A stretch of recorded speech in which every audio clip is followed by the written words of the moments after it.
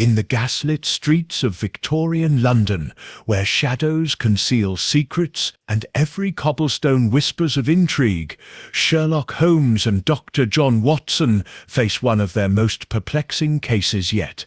A brutal murder at a grand estate, a priceless dagger adorned with rare diopside gems, and a cryptic riddle lead them into a labyrinth of deception where nothing is as it seems. As Holmes unravels the threads of a conspiracy spanning continents and centuries, a shocking twist will challenge even his formidable intellect. Prepare for a tale of deduction, danger, and a resolution that will leave you questioning the very nature of truth. Chapter 1. The Enigmatic Invitation. The fog clung to Baker Street like a conspirator, muffling the clatter of hooves and the distant cries of newsboys hawking their wares.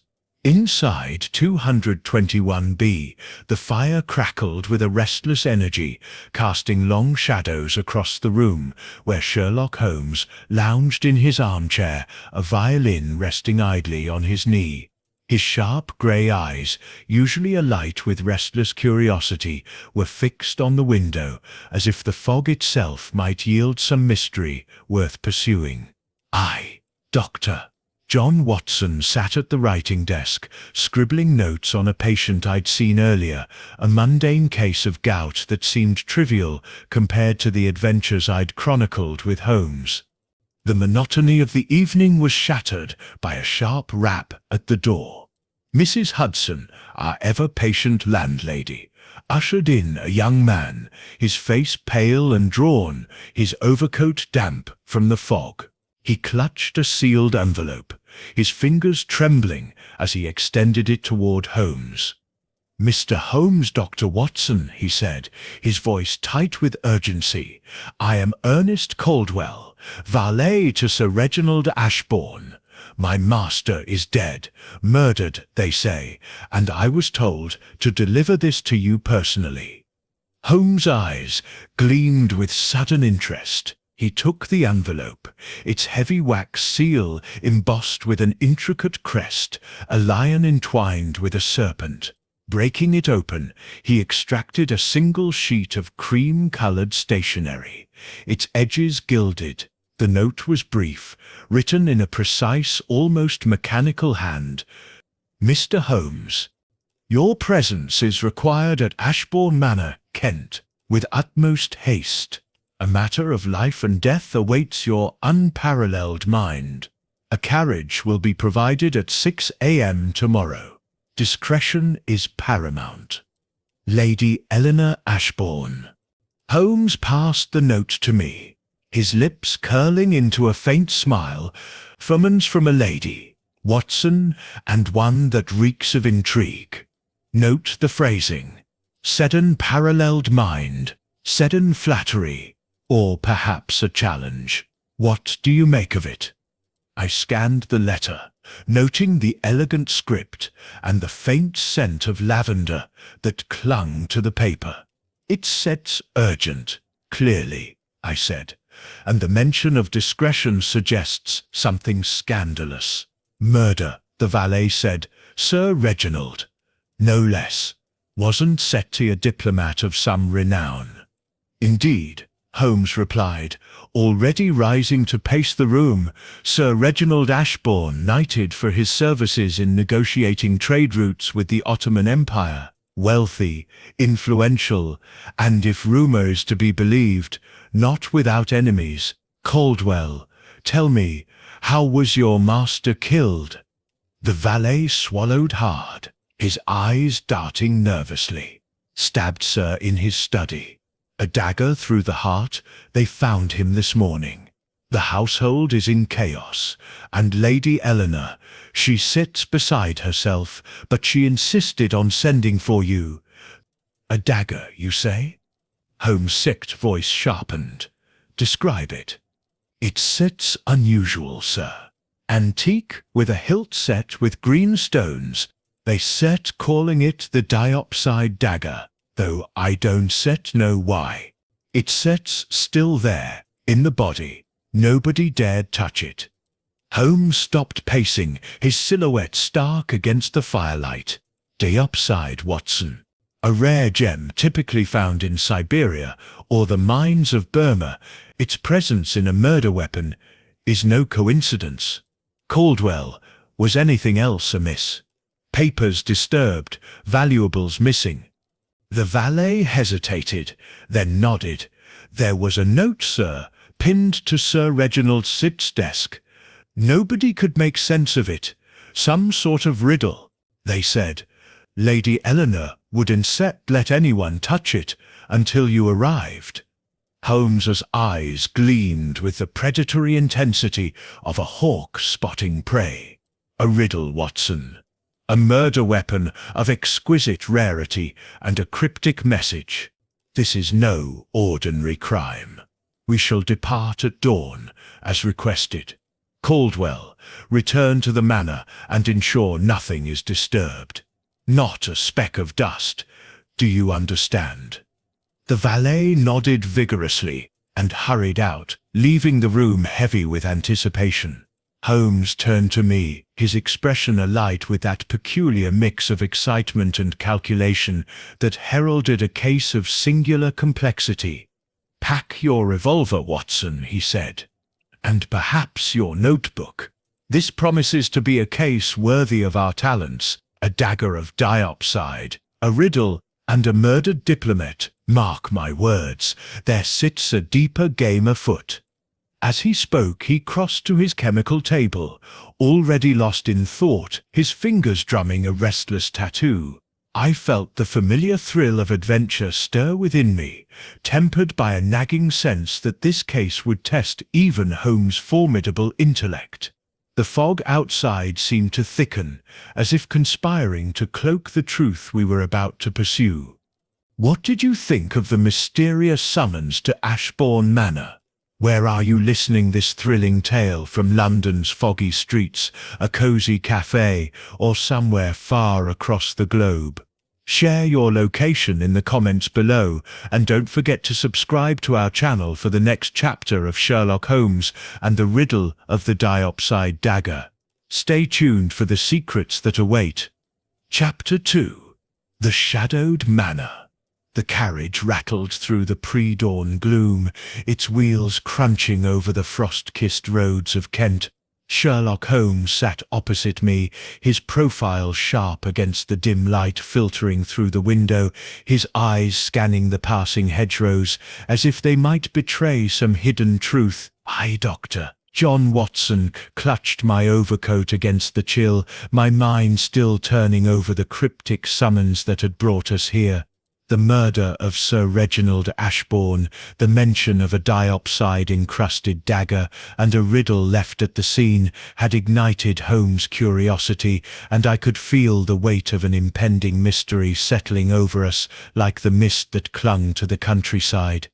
We arrived at Ashbourne Manor as the first rays of dawn pierced the fog, revealing a sprawling estate of grey stone, its turrets looming like silent sentinels. The manor's grandeur was undeniable, yet there was an air of neglect. Ivy crept unchecked over the walls, and the windows stared down like hollow eyes. A butler, gaunt and solemn, greeted us at the door, introducing himself as Mr. Grayson. His face was a mask of professional composure, but his eyes betrayed a flicker of unease as he led us through the echoing halls. "Lady Eleanor awaits you in the drawing-room," Grayson said, his voice low. "The scene remains untouched. As per your instructions, Mr. Holmes." Holmes nodded, his attention already drifting to the surroundings. The manor's interior was a study in faded opulence. Portraits of stern-faced ancestors lined the walls, their eyes seeming to follow us. Chandeliers hung heavy with dust, and the air carried the faint scent of old books and wax polish. We passed a grand staircase, its banister carved with serpents and lions, the same motif as the seal on Lady Eleanor's letter. I made a mental note to ask Holmes about its significance later. The drawing-room was a stark contrast to the manor's sombre halls, aglow with the warmth of a roaring fire. Lady Eleanor Ashbourne stood by the hearth, a tall woman in her late 40s, her auburn hair streaked with grey and pinned in a severe chignon. Her mourning dress was immaculate, but her hands twisted a lace handkerchief with a nervousness that belied her composed demeanour. Beside her stood a younger man, perhaps 30, with sharp features and a restless energy. His dark eyes flicked toward us, assessing before settling into a guarded expression. "Mr. Holmes, Dr. Watson," Lady Eleanor said, her voice steady but strained. "Thank you for coming so swiftly. This is my nephew, Mr. Victor Ashbourne, Sir Reginald Sett's heir." Victor inclined his head, his lips tightening. "A grim business, gentleman. My uncle was not a man to make enemies, yet here we are." Holmes' eyes narrowed slightly, but he said nothing, instead gesturing for Grayson to lead us to the study.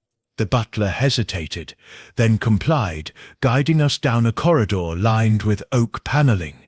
As we approached the study door, a faint metallic tang reached my nostrils, and I braced myself for what lay within. The study was a scene of ordered chaos. Bookshelves lined the walls, stuffed with leather-bound tomes and rolled maps, while a massive mahogany desk dominated the centre. Behind it, slumped in a high-backed chair, was Sir Reginald Ashbourne, or what remained of him. His lifeless eyes stared at the ceiling, his face frozen in a rictus of surprise. Protruding from his chest was the Deopside dagger, its hilt glinting with green gems that caught the light like malevolent eyes. Blood had soaked his waistcoat, pooling on the desk and staining a scattering of papers. Holmes moved with the precision of a predator, his gaze sweeping the room before settling on the body. He circled the desk, his long fingers hovering over the dagger without touching it. "Watson, your medical opinion, if you please." I stepped forward, my stomach tightening at the sight. "Single wound to the heart," I said, examining the entry point. "Death would have been near instantaneous. The angle suggests the assailant stood directly in front of him, likely someone he knew or didn't seat fear." "Precisely," Holmes murmured, his attention shifting to the desk. Pinned to its surface by a letter opener was a small square of parchment, its edges frayed. He leaned closer, his eyes gleaming as he read aloud. "In shadows deep, where serpents coil, the green heart hides the traitor, Doyle. Seek the path where lions roar, and truth shall open the hidden door." "A riddle," I said, frowning. "What does it mean?" Holmes did not answer immediately. Instead, he examined the parchment, noting its texture and the ink's faint sheen. "This is no ordinary paper, Watson. Handmade, likely imported. And the ink, there's a trace of indigo, uncommon for casual correspondence.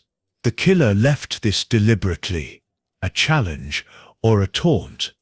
He turned to Grayson, who lingered by the door. "Who was in the house last night?" Grayson cleared his throat. "Sir Reginald, Lady Eleanor, Mr. Victor, myself and the staff, cook, 2 maids, and young Caldwell, the valet. There was also a guest, Professor Julian Harrow, an antiquarian, who arrived yesterday to appraise some of Sir Reginald Sepp's artifacts." Holmes' Sistai eyebrow arched. An antiquarian, here on the eve of a murder involving an antique dagger. Convenient. And the staff, where were they when the crime occurred? "Below stairs, sir, preparing for the day. I heard nothing unusual, nor did the others, until Caldwell found the body at 6 this morning." Holmes nodded, his gaze returning to the dagger. "The weapon is exquisite. Ottoman craftsmanship, 17th century, if I'm not mistaken. The diopside gems are rare, mined in only a few regions. Their inclusion suggests a purpose beyond mere ornamentation. Watson. Note the hilt's design, a serpent entwined with a lion, mirroring the Ashbourne crest. I scribbled in my notebook, my mind racing. You think the dagger is tied to the family? Everything in this room is tied to something, Holmes said cryptically. He knelt, inspecting the floor, then rose with a faint smile. Mud on the carpet. Watson fresh, with traces of red clay, not from the manor grounds, which are gravel and chalk. Our killer, or someone else, brought it in from elsewhere. Lady Eleanor and Victor entered the study, their faces pale as they took in the scene. Mr. Holmes, Lady Eleanor said, her voice trembling, can you find who did this? Holmes' eyes flicked to her, then to Victor, whose jaw was set in a way that suggested more than grief. I shall find the truth, Lady Eleanor, wherever it leads, but I will need to speak with everyone in the household, and Professor Harrow. No one is to leave the manor until I say so. As we left the study, the weight of the riddle and the glint of the diopside dagger lingered in my mind. Holmes was already lost in thought, his fingers steepled as he murmured, "Serpents and lions, Watson. A game of symbols and secrets. We are only at the beginning." Chapter 3. The Dagger's Gleam. The air in Ashbourne Manor seemed to thicken as Sherlock Holmes and I returned to the drawing room, the image of Sir Reginald's lifeless form and the enigmatic diopside dagger seared into my mind. The fire had dwindled to embers, casting long shadows that danced across the faces of Lady Eleanor and Victor Ashbourne, who stood waiting with an air of strained expectancy. Holmes, however, was as composed as ever, his sharp eyes darting about the room, taking in every detail, the ornate mantelpiece, the heavy velvet drapes, the faint scuff marks on the polished floorboards. "Lady Eleanor," Holmes began, his tone measured but commanding, "tell me about the dagger. It is no ordinary weapon, and its presence in your husband Hest's heart suggests a significance beyond mere murder." Lady Eleanor's hands tightened around her handkerchief, her lips parting as if to speak, then closing again. After a moment she said, "It was one of Reginald's prized possessions, part of his collection of antiquities. He acquired it years ago during his time in Constantinople, when he served as a diplomat. He was fascinated by its history, though he rarely spoke of it." "Fascinated," Holmes repeated, his voice carrying a faint edge of skepticism. "Yet you know little of its origins. Did he ever mention why the dagger was adorned with diopside, a gem rarely used in such craftsmanship?"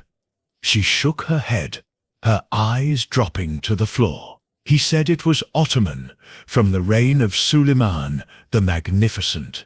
Something about a lost legend, a tale of betrayal and treasure.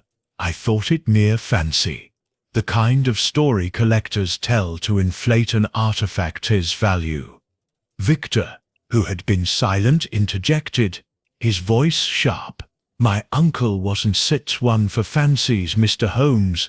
That dagger was kept under lock and key, in a glass case in his study. Only he had the key. Whoever killed him either knew where to find it or forced him to open the case." Holmes' sixth gaze flicked to Victor, assessing. "A valid point, Mr. Ashbourne. And yet the dagger was not merely taken, it was used with precision. The wound, as Dr. Watson observed, was expertly placed. This was no act of passion, but one of calculation. Tell me, were you close to your uncle?" Victor's jaw tightened, and a flicker of something resentment perhaps crossed his face. "Close enough. Sepp lived here since my parents died, and he treated me as a son, but he was a private man. Even I didn't know all his dealings." Holmes nodded, his expression unreadable, and turned to the butler Grayson, who hovered near the doorway. "Fetch Professor Harrow. I wish to speak with him immediately." As Grayson departed, Holmes moved to the window, parting the drapes to peer into the fog-shrouded grounds. "Watson," he said softly, "observe the tension in this room. Lady Eleanor's grief is genuine, yet she withholds something. Victor's demeanor suggests a man with secrets of his own, and the dagger, its role in this drama, is far from incidental." Before I could respond, the door opened, and Grayson ushered in a man of middle age, wiry and bespectacled, with a shock of greying hair and a nervous energy that seemed to vibrate through his tweed suit. Professor Julian Harrow carried a leather satchel, which he clutched as if it were a lifeline. "Mr. Holmes, Dr. Watson," he said, his voice clipped with an academic sip's precision. "This is a dreadful affair. Sir Reginald was a colleague of sorts, a man of refined tastes. I came to appraise his collection, not to witness this." Holmes fixed Harrow with a piercing stare. "Your arrival is conveniently timed, Professor. Tell me about the diopside dagger. You are an antiquarian. Surely you recognized its significance." Harrow adjusted his spectacles, his fingers trembling slightly. "It's a remarkable piece, 17th century Ottoman. As you likely deduced, the diopside gems are extraordinary, mined in Siberia, I believe, and rarely used in weaponry due to their brittleness. The hilt's design, with the serpent and lion, suggests a connection to a secretive order, perhaps the Order of the Saffron Veil, a guild of merchants and assassins rumoured to have operated in the Ottoman court." Holmes's eyes narrowed. "A guild of assassins? Intriguing. And did Sir Reginald share any such theories with you?" Harrow hesitated, his gaze flickering to Lady Eleanor. "He hinted at a legend tied to the dagger. Something about a hidden treasure guarded by a riddle. He was vague, but he seemed anxious, as if he feared the dagger sip's history might catch up with him." Holmes stepped closer, his voice low and deliberate, and the riddle pinned to the desk. "Did you see it?" Harrow nodded. "I glanced at it when they found the body. It sits cryptic, but it aligns with the dagger sit's lore. The T's serpents, Z's, and Fitzend in the verse likely refer to the hilt sit's design, and the T-green heart sits could symbolize the diopside itself. Beyond that, I can only speculate." "Speculation is the enemy of truth," Holmes said sharply. "But your knowledge is useful. Tell me, where were you last night when Sir Reginald was killed?" Harrow bristled, his cheeks flushing. "In my guest room, reading. I heard nothing until the commotion this morning." "Surely you don't suspect me?" "I suspect everyone until I have reason not to," Holmes replied, coolly. "Watson, let us return to the study. There are details yet to uncover." We left the drawing-room, the weight of Harrow's words and the family's unease trailing us like spectres. Back in the study, Holmes knelt by the desk, his magnifying glass glinting as he examined the dagger's hilt. "Exquisite," he murmured. "The gems are flawless, cut with a precision that suggests a master craftsman. But note this, Watson, a faint scratch near the base of the hilt, barely visible. It's recent, and not from the stabbing. Someone handled this dagger carelessly before the murder." He turned to the riddle again, his fingers tracing the parchment edges. "This paper is indeed handmade, likely from a small press in Constantinople. The ink's indigo hue confirms it. Ottoman scribes favored it for official documents. The killer chose this deliberately, Watson, to point us toward the dagger's origins. I frowned, struggling to keep up. But why leave a riddle at all? Why not simply kill Sir Reginald and flee? Holmes's lips curved into a faint smile. Because, my dear Watson, this is not merely a murder. It's a performance. The killer wants us to follow the trail, to unravel the riddle. Whether to taunt or to distract, I cannot yet say. But the answer lies in the dagger set's history. And in this house. As he spoke, he lifted a corner of the desk's blotter, revealing a hidden compartment. Inside was a small leather-bound journal, its pages yellowed with age. Holmes opened it, his eyes scanning the cramped handwriting. Sir Reginald's notes, he said. References to the Order of the Saffron Veil, trade routes, and a map, partially drawn. This is no coincidence, Watson. The dagger, the riddle, and this journal are pieces of a larger puzzle. He pocketed the journal, his expression one of fierce determination. We must proceed carefully. The killer is watching, and the manor holds more secrets than its walls reveal. Come, Watson, let us see what the staff can tell us. As we left the study, the glint of the diopside dagger seemed to follow us, its green gems a silent challenge to Holmes' relentless pursuit of the truth. Chapter 4. Suspects in the Parlour.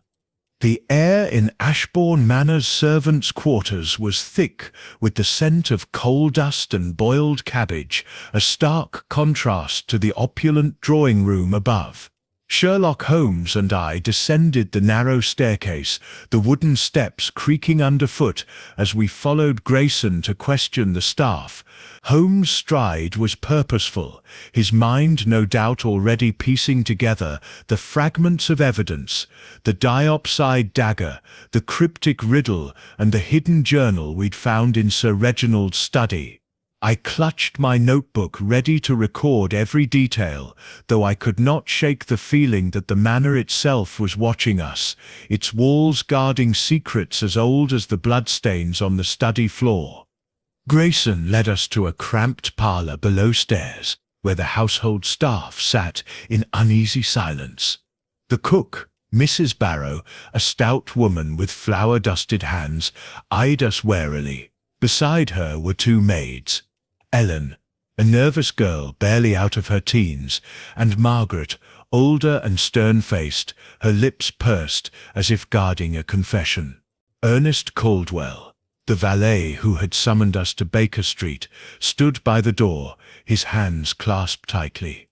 The fire in the grate cast flickering shadows, lending the scene an air of a tribunal. Holmes surveyed the group, his gaze sharp as a scalpel. "I require absolute candor," he said, his voice cutting through the tension. "Sir Reginald Ashbourne was murdered last night, and each of you was in this house. Where were you between midnight and 6 this morning, and what did you hear or see?" Mrs. Barrow spoke first. "I was in my room, Mr. Holmes, sleeping said soundly. The kitchen set's work ends by 9, and I sept no cause to wander the house at night. Didn't set hear a thing till Caldwell sept's shouting woke me." Holmes nodded, his eyes flicking to the maids. "And you, Ellen?" The young maid, Stay's hands twisted in her apron, her voice barely a whisper. "I was in the servants' sit's dormitory, sir, with Margaret. I couldn't sleep, not proper like. I heard footsteps in the hall. Maybe 2 in the morning, but I thought it was just Grayson checking the doors." "Footsteps," Holmes repeated, his tone neutral but his eyes alight. "Light or heavy, quick or deliberate?" Ellen flushed, glancing at Margaret as if for support. "All light, sir. Like someone trying sits, not to be heard.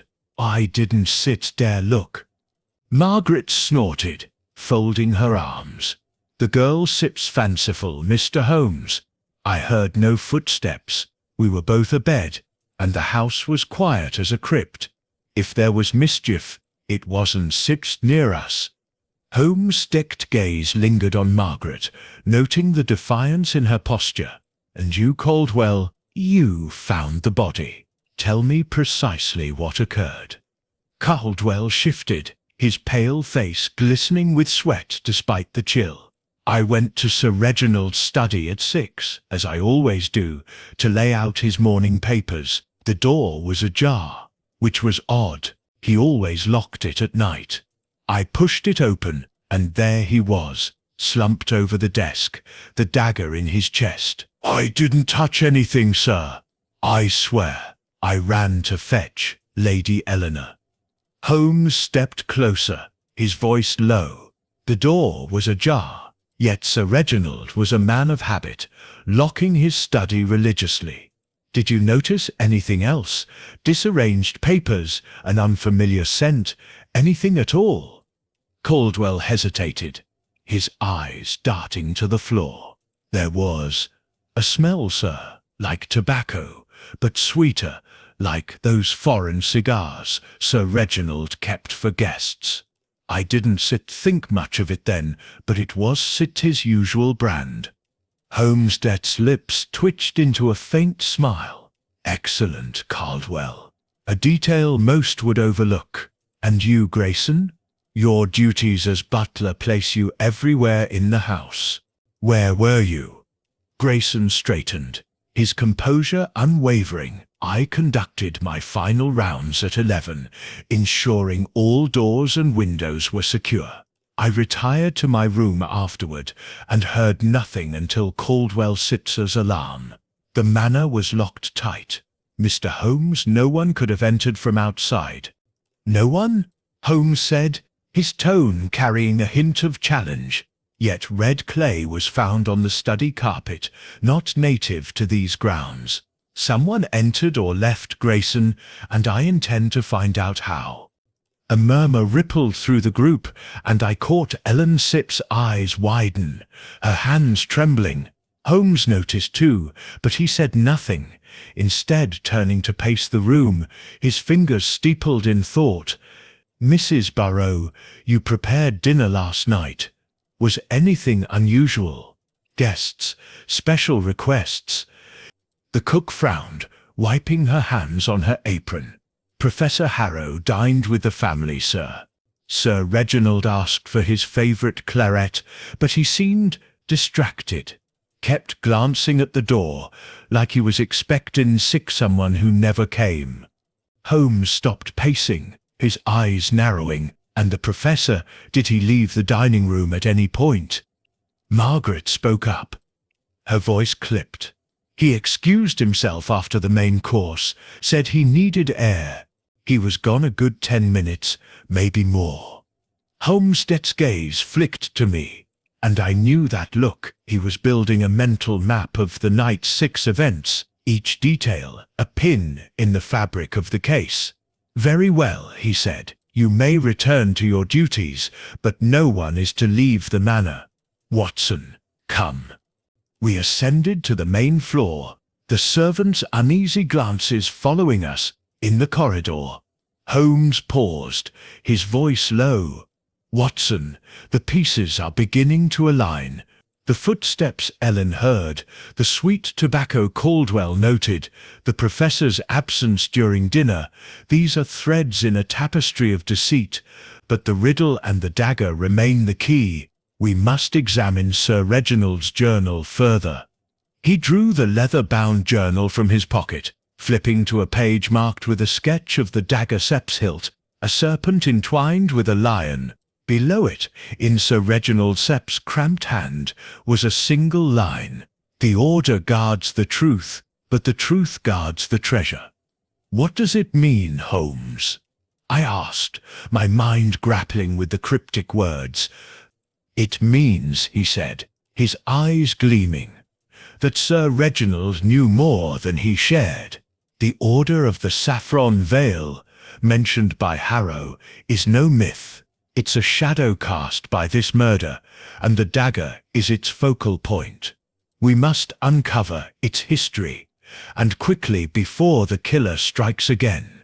Where? As we move toward the library, where Holmes intended to cross-reference the journal's clues, I felt the manor's oppressive weight pressing down. The diopside dagger, with its green gems and ancient symbols, seemed to pulse with secrets, and I knew Holmes was only beginning to unravel the web that bound it to Sir Reginald's death. Chapter 5. Echoes of the Past. The library of Ashbourne Manor was a cavern of forgotten knowledge, its shelves groaning under the weight of ancient volumes bound in cracked leather and gilded spines. Dust motes danced in the slanting afternoon light that filtered through the tall, mullioned windows, casting a golden haze over the room. Sherlock Holmes stood at a long oak table, Sir Reginald's journal open before him, his magnifying glass hovering over the faded sketches and cryptic notations. I, Dr. John Watson, watched from a nearby armchair, my revolver within easy reach, as the events of the morning, the interrogations, the riddle, and the glinting diopside dagger swirled in my mind like the fog outside.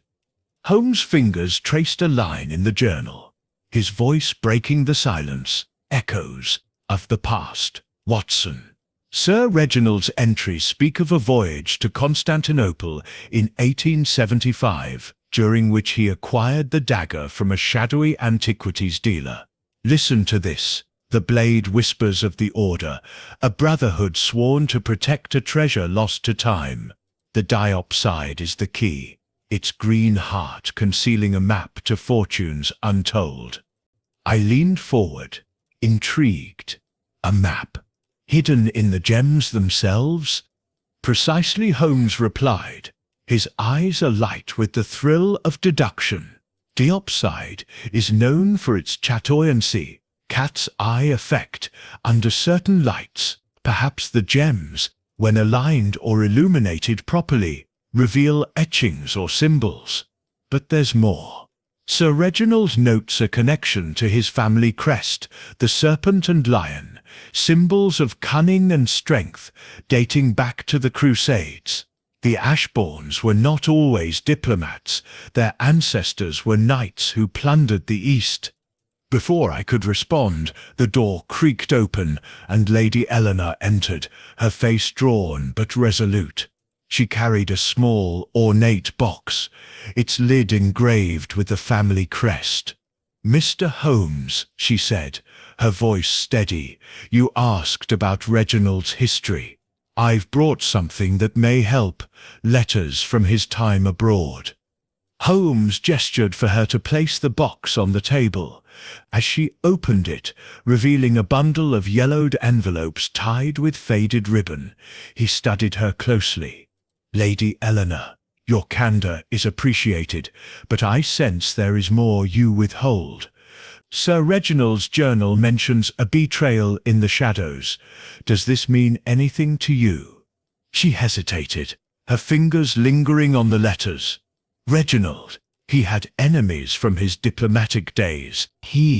There was a scandal, a negotiation gone awry with Ottoman officials.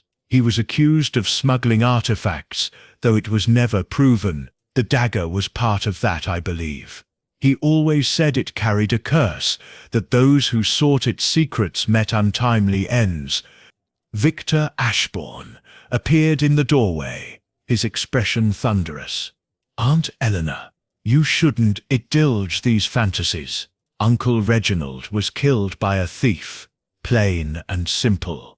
Obsessing over old letters one sit change that." Holmes' gaze sharpened on Victor. A thief who left a riddle and used a priceless artifact as a weapon. Hardly plain, Mr. Ashbourne. Tell me, what is your interest in your Uncle Sip's collection? As his heir, you stand to inherit it all. Victor Sit's cheeks flushed, but he met Holmes' stare. "I sit no interest in dusty relics. My uncle promised me a share of the estate. Yes, but I sit's a businessman, not a historian. If you must know, we argued last week about finances. He was tight-fisted, but that doesn't sit make me a murderer. Arguments can escalate, Holmes said mildly. And your whereabouts last night, can anyone corroborate them? I was in my room reading. Victor snapped. Alone. As for the staff sits tales of footsteps and tobacco scents, they sit unreliable. Ellen is flighty. And Caldwell, well, he said's been with us only a few months. Uncle hired him on a recommendation from Professor Harrow, actually. Holmes's eyebrow arched. Harrow recommended Caldwell? Interesting. A connection I shall explore. Lady Eleanor interjected, her voice rising. Victor, enough. Mr. Holmes is here to help. She untied the ribbon and handed Holmes a letter. This one is from Reginald's colleague in Constantinople, a man named Alistair Thorne. It warns of the Order of the Saffron Veil pursuing the dagger, claiming it holds the key to a hidden vault of Ottoman gold.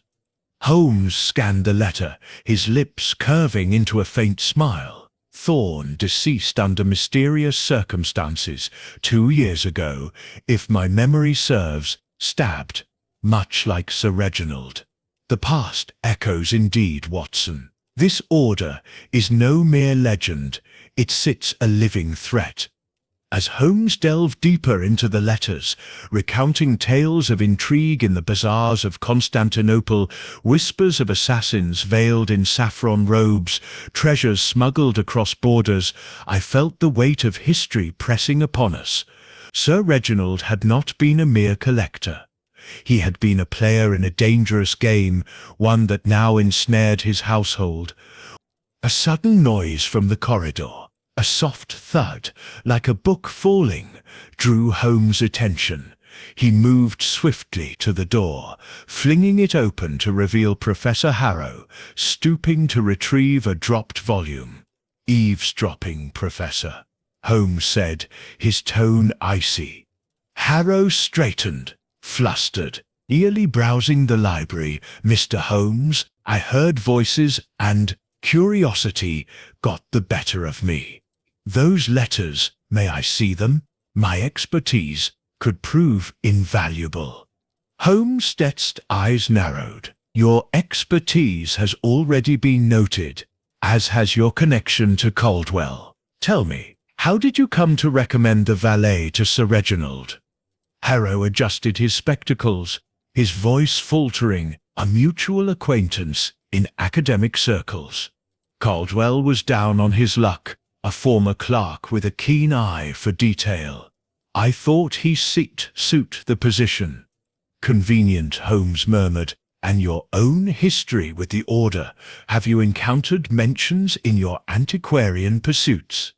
Harrow paled slightly. "Only in texts. Rumors of a secret society guarding Ottoman secrets. But surely that's irrelevant here." "Irrelevant?"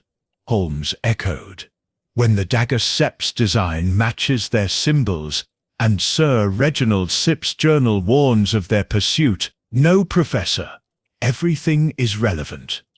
As Harrow excused himself, mumbling about needing rest, Holmes turned back to the table, his mind racing. "Watson, the web tightens, Victor's resentment, Harrow's connections, Lady Eleanor's withheld truths.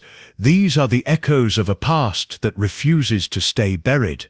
We must trace the dagger's path from Constantinople to here. Perhaps a telegram to my contacts at the British Museum will yield more." He scribbled a note and handed it to Grayson, who had appeared silently at the door. "Send this at once, Grayson, and ensure the household remains under watch."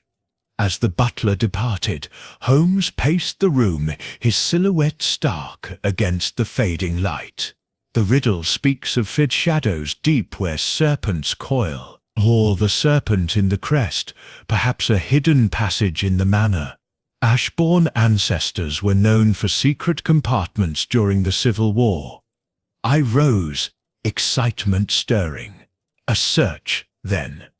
Indeed, Holmes said, his voice laced with anticipation. But cautiously. The killer walks among us, and the past sits echoes may yet turn deadly. We began our examination of the library's paneling, Holmes' fingers probing for hidden mechanisms, while outside the fog thickened, as if the manor itself conspired to guard its ancient secrets. The diopside dagger, though locked in the study, seemed to cast its green gleam over everything, drawing us deeper into a labyrinth of history and betrayal. Chapter 6. The Cryptic Verse. Twilight descended upon Ashbourne Manor like a shroud, the fog outside pressing against the windows, as if eager to seep into the library, where Sherlock Holmes and I laboured over the enigmatic riddle left at the scene of Sir Reginald's murder. The room was illuminated by gas lamps, their flames casting a warm glow over the scattered papers, ancient tomes, and the leather-bound journal that had become our guide to the shadows of the past. Holmes paced before the table, his pipe clenched between his teeth, a thin trail of smoke curling upward as he recited the verse once more. In shadows deep, where serpents coil, the green heart hides the traitor Doyle. Seek the path where lions roar, and truth shall open the hidden door. His voice echoed slightly in the high-ceilinged space, each word weighted with potential meaning. I sat at the table, my notebook open, sketching possible interpretations. It's poetic, Holmes, but baffling. The serpent's coil could refer to the dagger's hilt with its entwined serpent design. And the green heart, surely that's the diopside gems themselves. Holmes stopped pacing, his sharp eyes fixing on me with approval. Astute, Watson. The riddle is layered, a cipher wrapped in symbolism. The dagger is central, but the verse points beyond it to a location or mechanism within the manor. Recall the family crest, serpent and lion, symbols repeated in the architecture. Where serpent's coil may indicate a specific spot, perhaps a coiled staircase or a carved motif hiding a secret. He moved to the library's far wall, where a massive tapestry depicted a medieval battle, lions rampant against a backdrop of writhing serpents. His fingers traced the threads, probing for anomalies. Sir Reginald's ancestors built this manor with hidden passages, as was common in turbulent times. The riddle could be a key to one such passage. I rose to join him, my medical mind turning to logical associations. The traitor's toil that suggests betrayal, tying into the Order of the Saffron Veil's lore of assassins and secrets. And lion's roar, perhaps a reference to the lion's head fireplace in the Great Hall, or even a roaring waterfall nearby, though that seems stretched. Holmes chuckled softly. A rare sound, in the midst of a case. Your imagination serves you well, but let us ground it in evidence. From the journal, Sir Reginald wrote of the lion's maw guarding the coil. Cross-reference that with the verse, seek the path where lions roar. A lion's roar issues from its maw. There is a statue in the garden, a stone lion with an open mouth, but the weather makes that improbable. No, it must be indoors. We turned our attention to the manor's floor plans which Holmes had requested from Grayson earlier. Spread across the table, the yellowed blueprints revealed the estate's labyrinthine layout. Secret doors marked faintly in the older sections. Holmes' magnifying glass hovered over the great hall. Here, Watson. The fireplace carved as a lion's head, its jaws wide as if roaring. Below it a notation, coil access, a hidden spiral staircase perhaps. Excitement stirred within me as I nodded and the seatage's deep sit could mean underground, a cellar or vault. The seared green heart had sit. If the diopside hides a map, as you theorized, then the traitor sit's toil might be the concealed treasure or documents. Holmes set down his pipe, his expression intense. Precisely. The riddle is not merely a taunt, it sets an invitation or a warning. The killer left it to lead someone to the secret, perhaps to flush out accomplices, or to claim the prize themselves. We must decode it fully, before they act. As if on cue, a soft knock interrupted us. Lady Eleanor entered, her face pale in the lamplight, carrying a tray with tea and sandwiches. "Gentlemen, you been at this for hours. Please sustain yourselves." Holmes waved her in, his gaze appraising. "Lady Eleanor, your timing is fortuitous. Tell us about the Lion Sit's head fireplace. Has it any peculiarities?" She set the tray down, her hands steady but her eyes betraying surprise. "It sets an old feature from the manor set's original construction. Reginald once mentioned it hid a safe, but I thought it a jest. Why do you ask?" "The riddle points there," Holmes said, reciting the verse again. "Seek the path where lions roar. Zipped the lion sips roar, is its open mouth the fireplace. And serpent's coil sipped, is there a serpentine element nearby?" Lady Eleanor frowned, thinking, "The hands irons are shaped as coiled serpents, forged in the 17th century. Reginald was fond of them, said they were from the same era as the dagger." Holmes's eyes gleamed. "Excellent! Watson, bring the lantern. We shall investigate at once." We followed Lady Eleanor to the great hall, a vast chamber with vaulted ceilings and suits of armor standing sentinel along the walls. The fireplace dominated one end, its massive stone lion's head carved with ferocious detail, flames flickering within its gaping maw like a living roar. The andirons, indeed coiled serpents of blackened iron, supported logs that crackled softly. Holmes knelt before the hearth, his fingers exploring the lion's jaws. "Note the mechanism, Watson, a lever disguised as a tooth."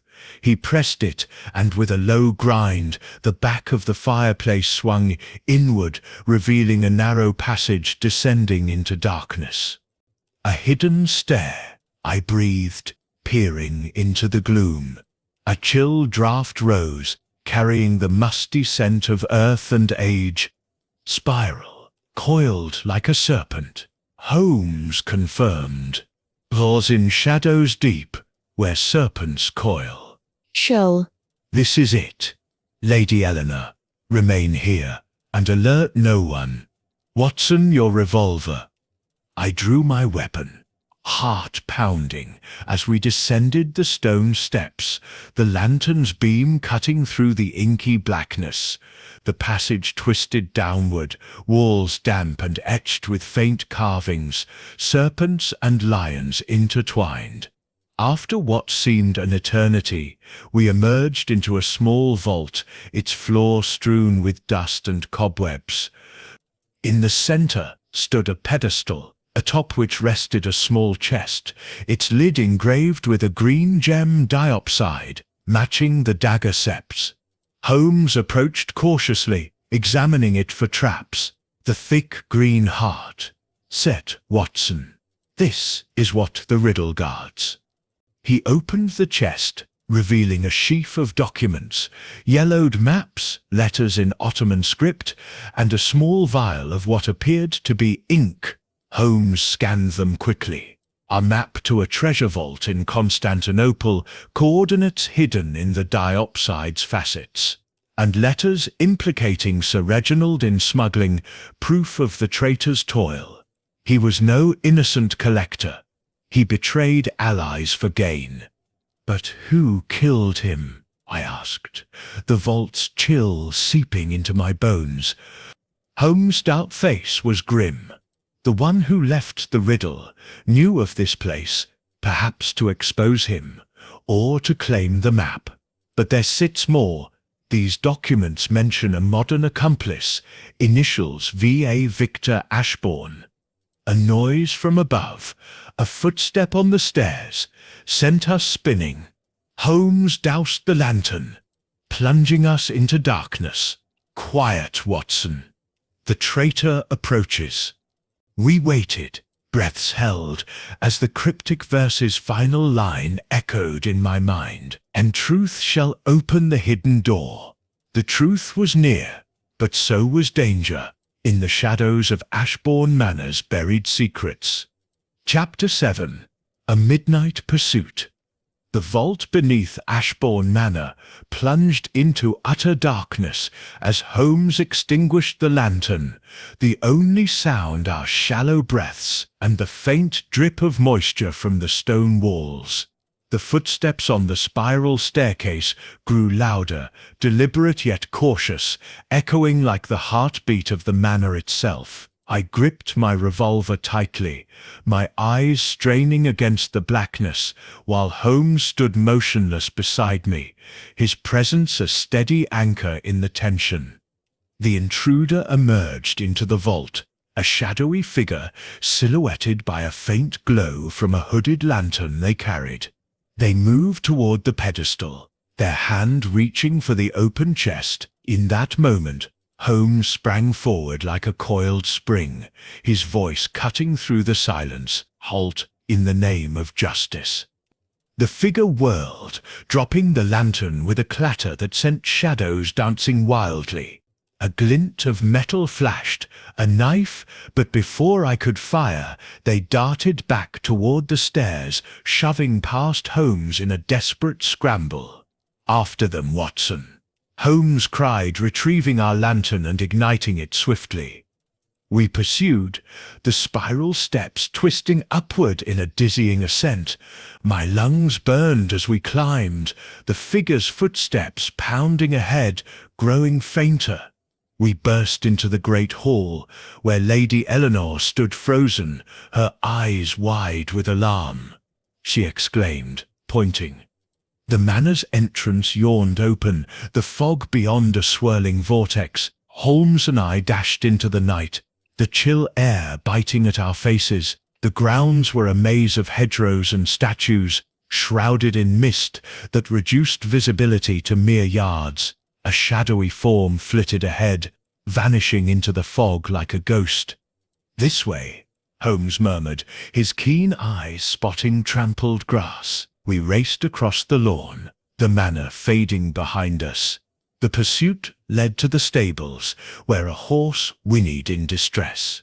The figure had mounted a steed and was galloping toward the gates. "Quick, Watson! The carriage!" Holmes shouted. We commandeered the waiting vehicle, the driver startled but obedient, cracking the whip as we gave chase. The road to London stretched ahead, a ribbon of darkness through the Kent countryside, but the fog thickened as we neared the city, turning the landscape into an ethereal dreamscape. Hours blurred in the relentless pursuit, the carriage rattling over cobblestones as we entered London's outskirts.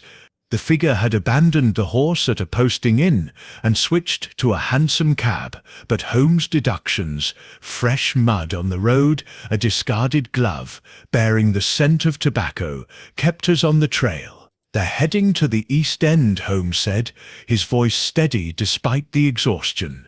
"Whitechapel, perhaps, where shadows conceal all manner of sins." The city enveloped us, its gas lamps flickering like will-o'-the-wisps in the fog. Streets narrowed, lined with soot-stained buildings and the muffled cries of night vendors. Our quarry's cab turned sharply into a labyrinth of alleys, forcing us to abandon the carriage and continue on foot. The midnight pursuit intensified, our footsteps echoing off brick walls slick with damp. The figure darted through the fog-shrouded streets, a black cloak billowing like a raven's wings.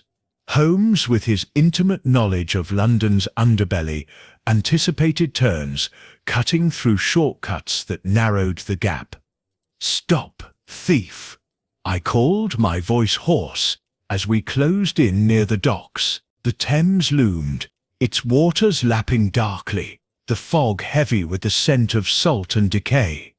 The figure stumbled on uneven cobbles, allowing Holmes to lunge forward. They grappled briefly, a flurry of limbs in the mist, before Holmes pinned the intruder against a warehouse wall. I arrived, revolver drawn, as Holmes pulled back the hood.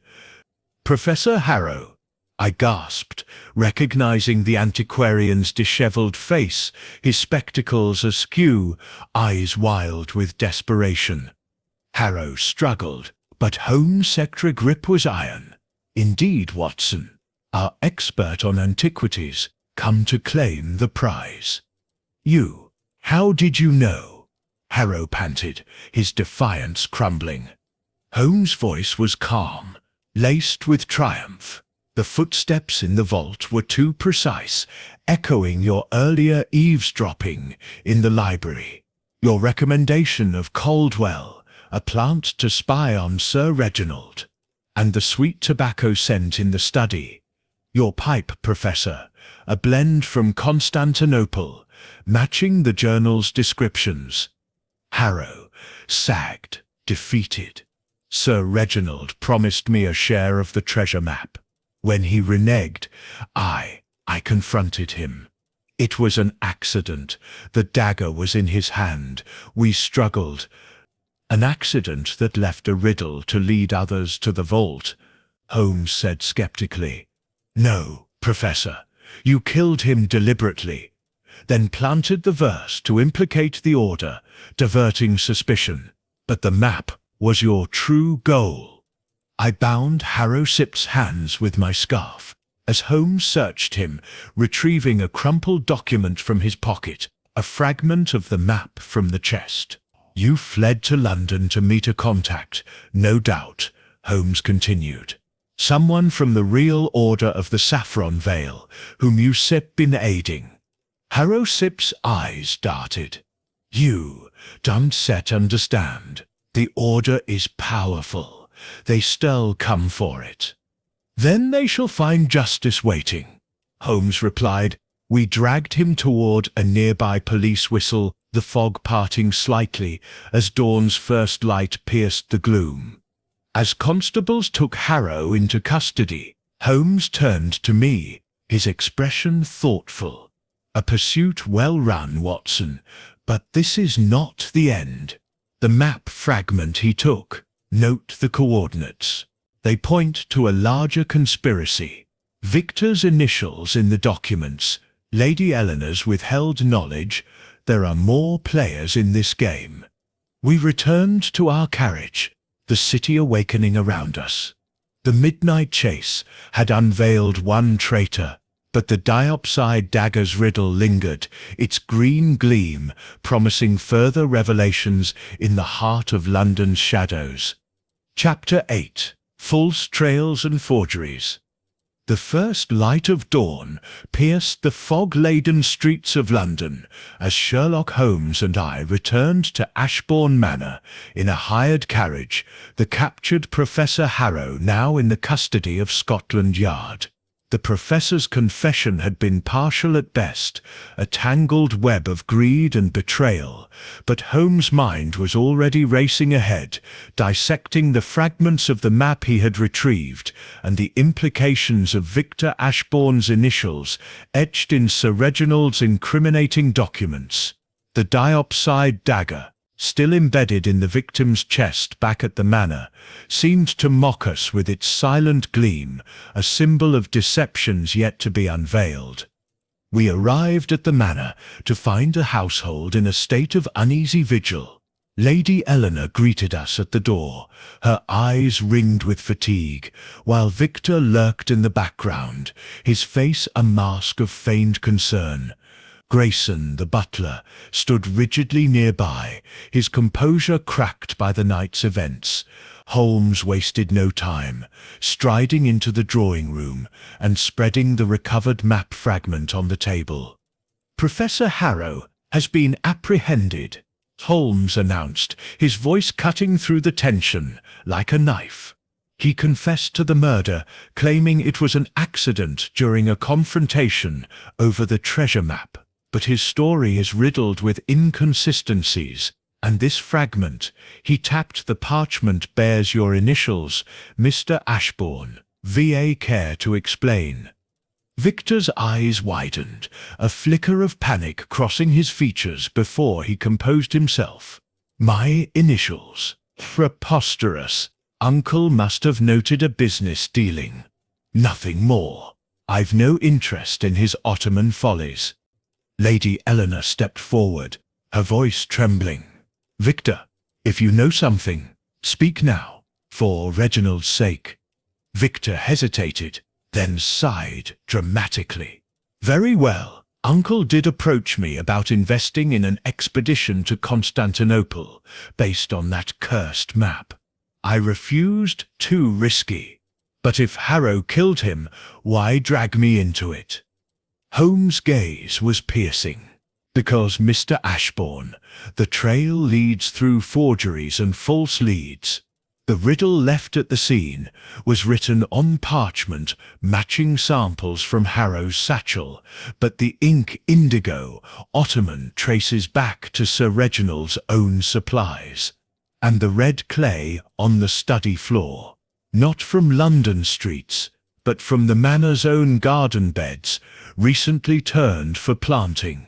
Someone planted that evidence to suggest an outsider." I frowned, piecing it together. So Harrow was framed, but he fled to the vault, stole the map fragment. "Not framed entirely," Holmes corrected, "but manipulated. The true killer set a trail of breadcrumbs, false trails to divert us. Consider the forged letter among Sir Reginald's correspondence, the one from Alistair Thorne warning of the order.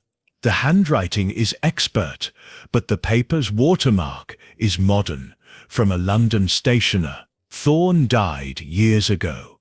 The letter is a plant." Lady Eleanor's hand flew to her mouth. "But who and why?"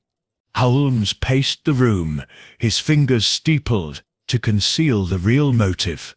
"The treasure is real, but secondary. Sir Reginald's documents reveal embezzlement from diplomatic funds, funneled through the Order's networks. The killer sought to destroy evidence of their own involvement. Watson, recall Caldwell's mention of sweet tobacco in the study. Harrow doesn't smoke, but Grayson does, a Turkish blend."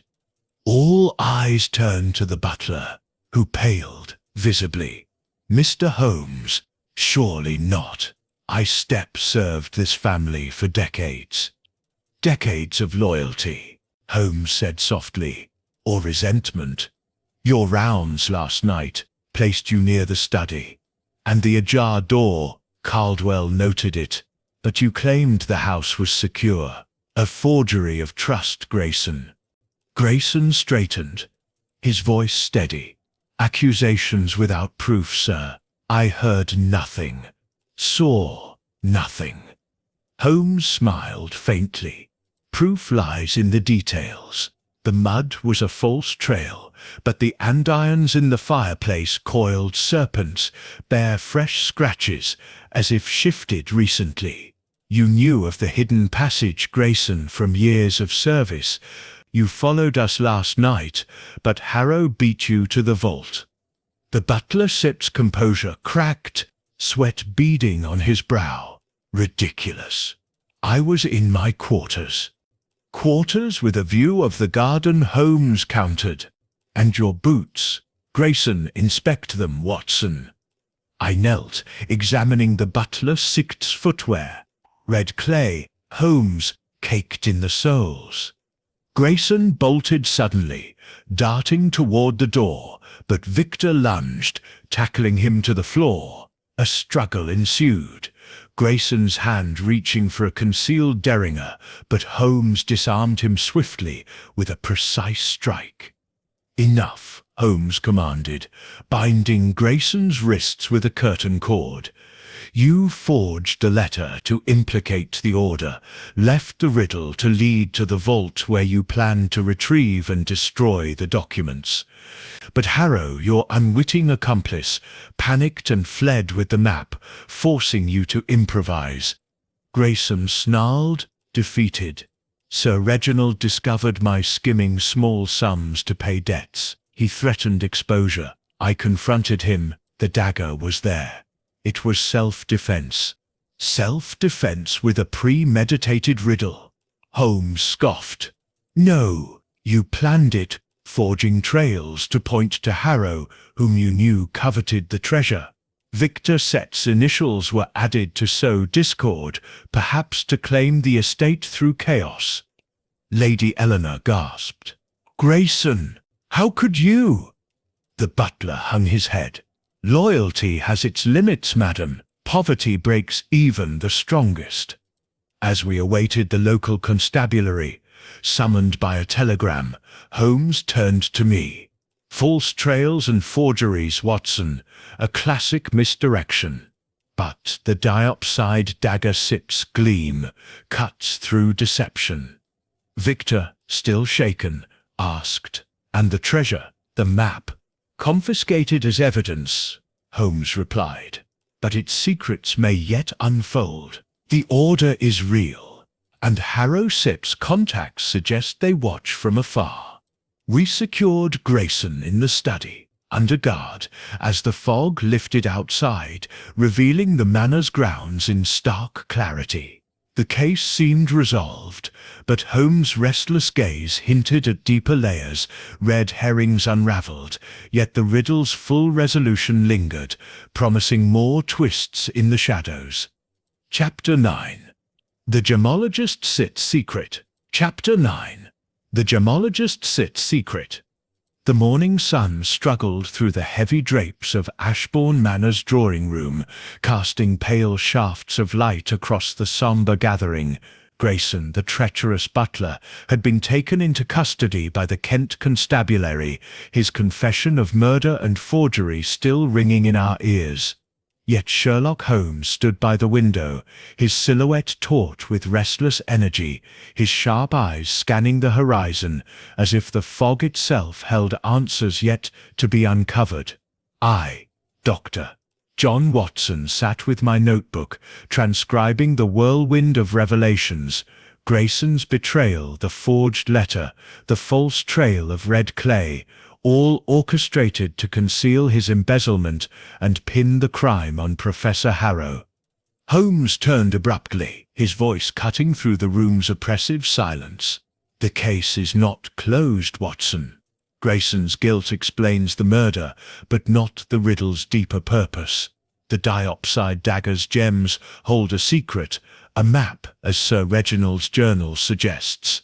We need an expert to confirm it." Lady Eleanor, seated pale and composed on a velvet settee, looked up. "An expert? Who could you mean, Mr. Holmes?" "A gemologist," Holmes replied, "one familiar with rare stones and their properties. I've wired a colleague in London, Dr. Evelyn Mortimer, a specialist in mineralogy with a particular interest in diopside. She said she'll arrive within the hour." Victor Ashbourne, pacing near the fireplace, frowned. "More outsiders. Haven't we had enough of so-called experts after Harrow Sitt's treachery?" Holmes' gaze flicked to Victor. "Assessing Dr. Mortimer is above reproach, Mr. Ashbourne, and your initials in Sir Reginald Sick's documents still demand scrutiny. You may not be a murderer, but your role in this affair is far from clear." Victor bristled but said nothing, retreating to a chair with a scowl. I noted the tension in his posture, guilt, fear, or mere frustration. Holmes, meanwhile, retrieved the journal from his pocket, flipping to a page with a detailed sketch of the dagger's hilt. The diopside gems, he murmured, are cut with precision beyond mere decoration. Their chatoyancy could conceal micro-etchings, visible only under specific light or magnification.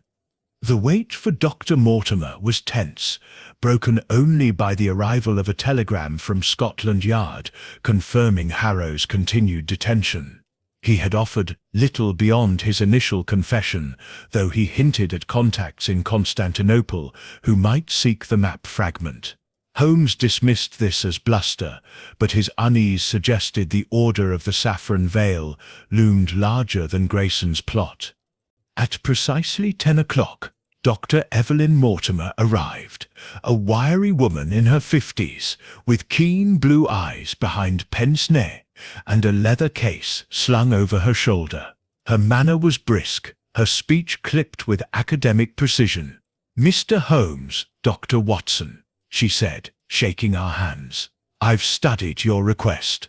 The diopside dagger is a rare artifact. Let's see it."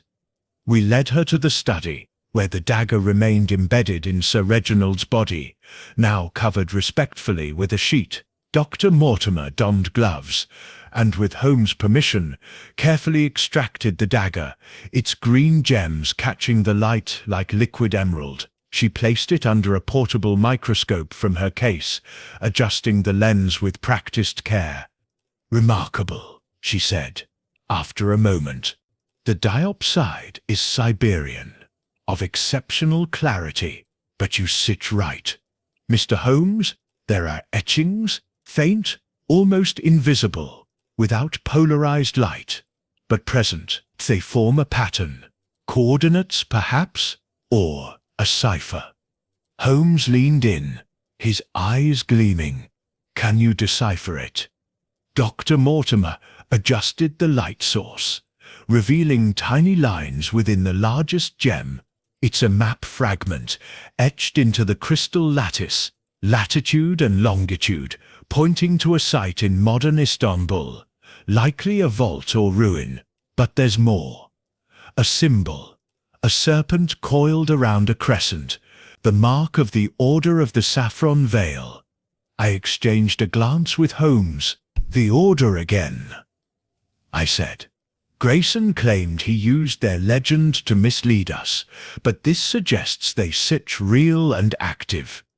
Dr. Mortimer hesitated, her fingers pausing on the microscope. "There's something else. I knew Sir Reginald. Years ago in academic circles, he consulted me about diopside's properties. He was obsessed with the dagger, said it was tied to a betrayal within his own family. He feared someone close was working with the Order." Holmes' eyes narrowed. "Someone close? And you withheld this until now?" She flushed, adjusting her pince-nez. It seemed irrelevant, a confidence from a colleague long dead, but seeing the dagger, the etchings, it changes things. Reginald mentioned a name, Victor. He suspected his nephew was in debt, perhaps blackmailed by foreign agents. Victor, who had followed us to the study, erupted. "Lies. I refused his schemes. Yes, but blackmail. I victim, no traitor." Holmes raised a hand, silencing him. "Dr. Mortimer, your candor is late, but vital. The riddle, to Green Heart, hides the traitor's toil, points to these etchings, and the traitor may yet be among us. Watson, note the coordinates, 4101, 36° N, 28, 9497° E. They align with Istanbul's old city, near the Hagia Sophia." As Dr. Mortimer packed her tools, Holmes examined the dagger anew, his mind racing. The gemologist's secret unveils the dagger's truth, but the Order's shadow grows. Grayson killed to hide his theft, Harrow to claim the map, but Victor, your debts, your arguments with Sir Reginald, were you tempted by the Order's promises? Victor sits face darkened. "I stop no pawn of any secret society. Search my rooms if you must." "We shall," Holmes said, his tone icy. But first, the manor sit's secrets. The vault sit's chest held only a fragment of the map. The rest may be hidden elsewhere, perhaps where Siputalians roar. As we prepared to search Victor Sept's quarters, Dr. Mortimer lingered, her expression troubled. "Be cautious, Mr. Holmes. The order is ruthless. If they seek the dagger Sept's map, they still stop at nothing." Holmes nodded, his gaze distant. "Then we shall be swifter. Watson, come, the riddle Sept's next verse beckons, and the traitor Sept's toil is not yet fully revealed."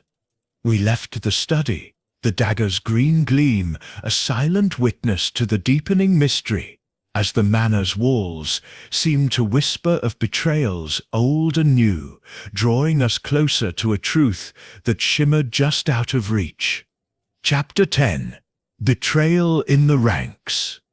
The air in Ashbourne Manor grew heavier as Sherlock Holmes and I ascended the grand staircase toward Victor Ashbourne's quarters, the weight of Dr. Mortimer's revelation that Sir Reginald suspected his nephew of ties to the Order of the Saffron Veil hanging over us like a storm cloud.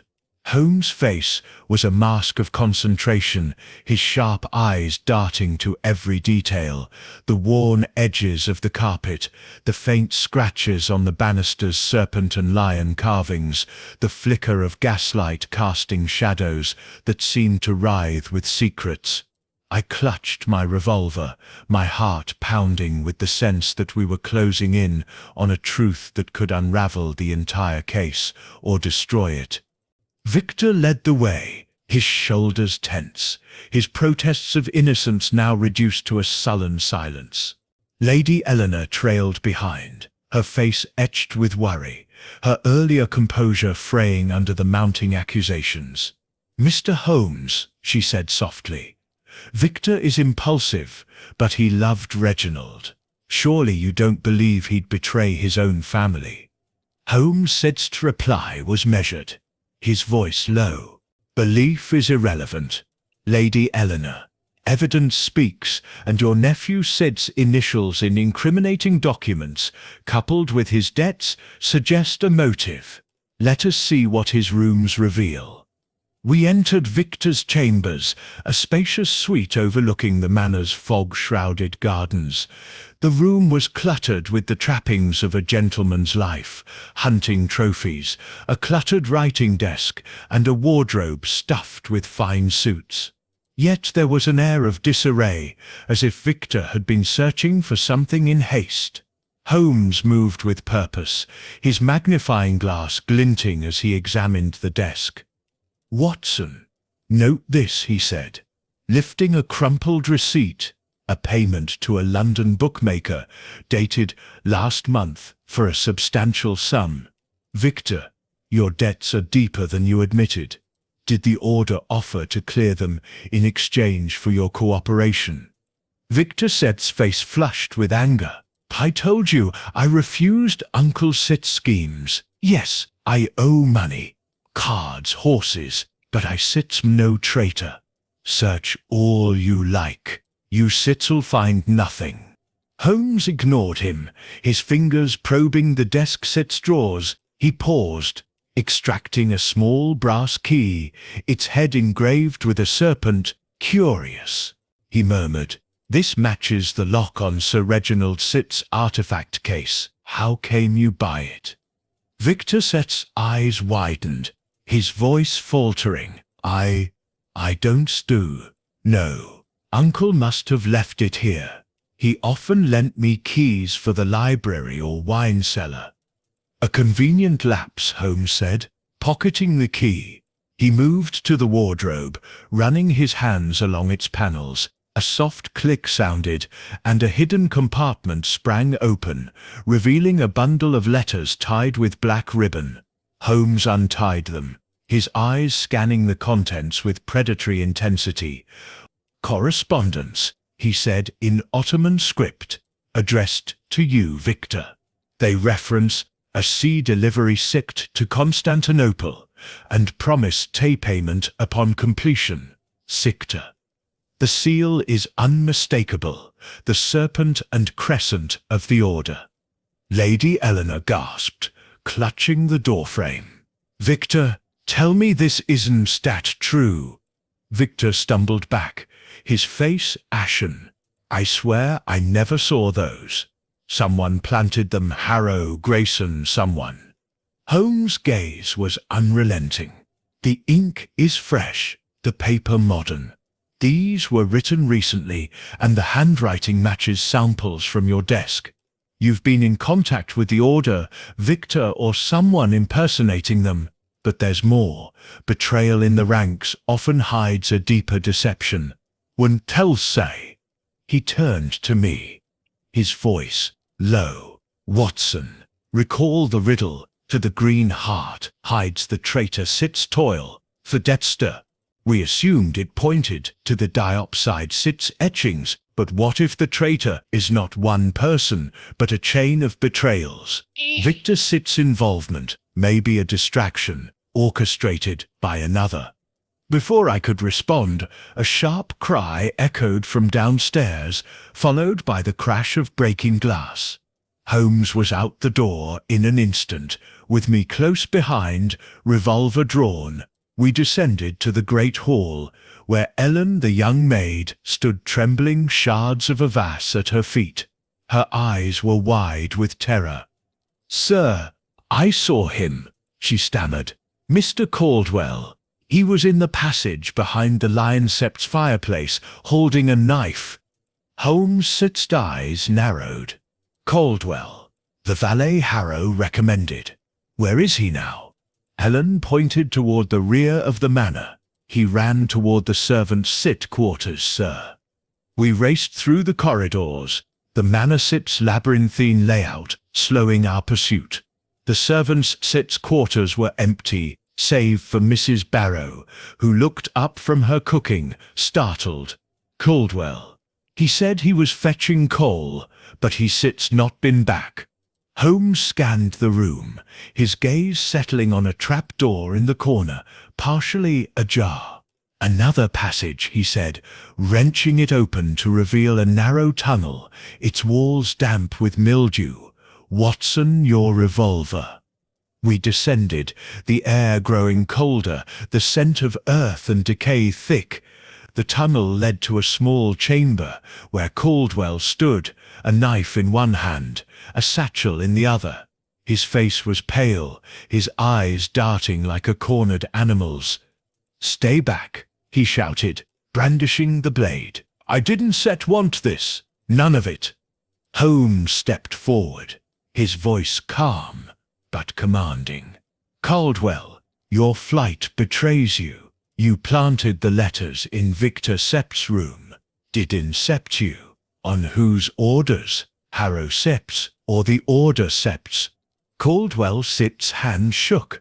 "Harrow promised me a fortune to spy on Sir Reginald, to steal the map. But when he died, I panicked. The Order they sit real, Mr. Holmes. They contacted me, said they sit to kill me if I didn't sit frame Victor." Holmes' expression hardened. "And the knife, planning another murder to cover your tracks." Caldwell dropped the weapon, collapsing to his knees. "I couldn't do it. I stippen no killer. I just wanted out." Holmes bound his wrists with a cord from his coat. "You set her a pawn, Caldwell, in a game of betrayals. The Order used you as they used Harrow and perhaps Victor, but the true mastermind remains hidden." As we escorted Caldwell back to the manor, to await the constabulary, Holmes turned to me, his eyes gleaming. "Betrayal in the ranks, Watson, a chain of deceit linking the valet, the professor, and perhaps the heir.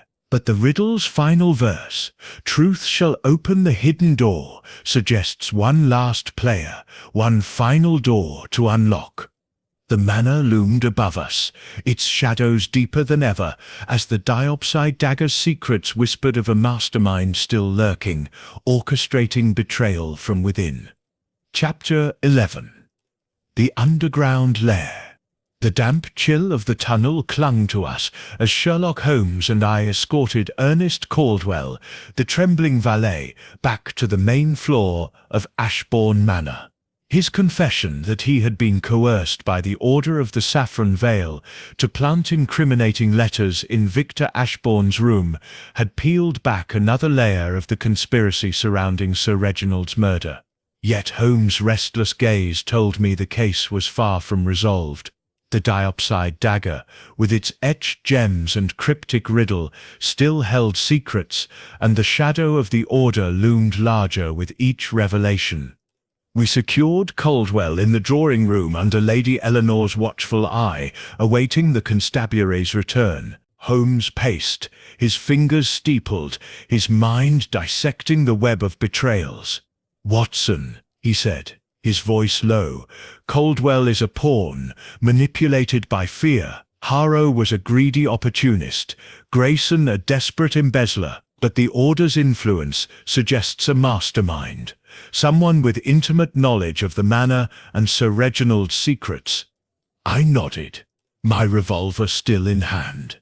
The riddle scepter's final line, "To truth shall open the hidden door," scepter. It must point to another secret in the manor. The vault below was only part of it. "Precisely," Holmes said, his eyes gleaming. "The tunnel where we found Caldwell was no mere escape route. Its carvings, serpents and crescents match the Order Scept's symbols. It leads to something deeper, a lair where the true orchestrator may hide." Ignoring Lady Eleanor's protests to rest, Holmes led us back to the servants' quarters, where the trap-door to the tunnel stood ajar. He lit a lantern, its beam cutting through the gloom as we descended once more. The passage twisted deeper than before, its walls growing rougher, the air thick with the scent of mould and ancient stone. The carvings grew more intricate, serpents entwined with crescents, their eyes inlaid with chips of green stone that glinted like diopside in the lantern's light. "This is no ordinary tunnel," I whispered, my voice echoing. "It sets ancient, older than the manor itself." Holmes nodded, his magnifying glass tracing a carving.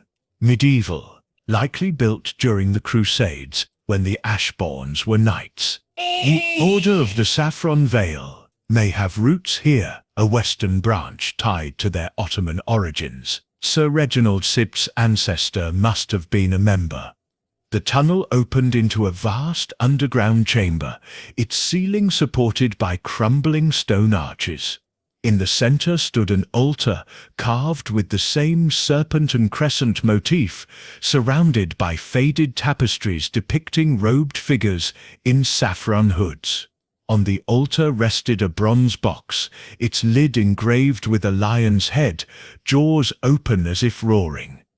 "To seek the path where lions roar exist," Holmes murmured, approaching the box.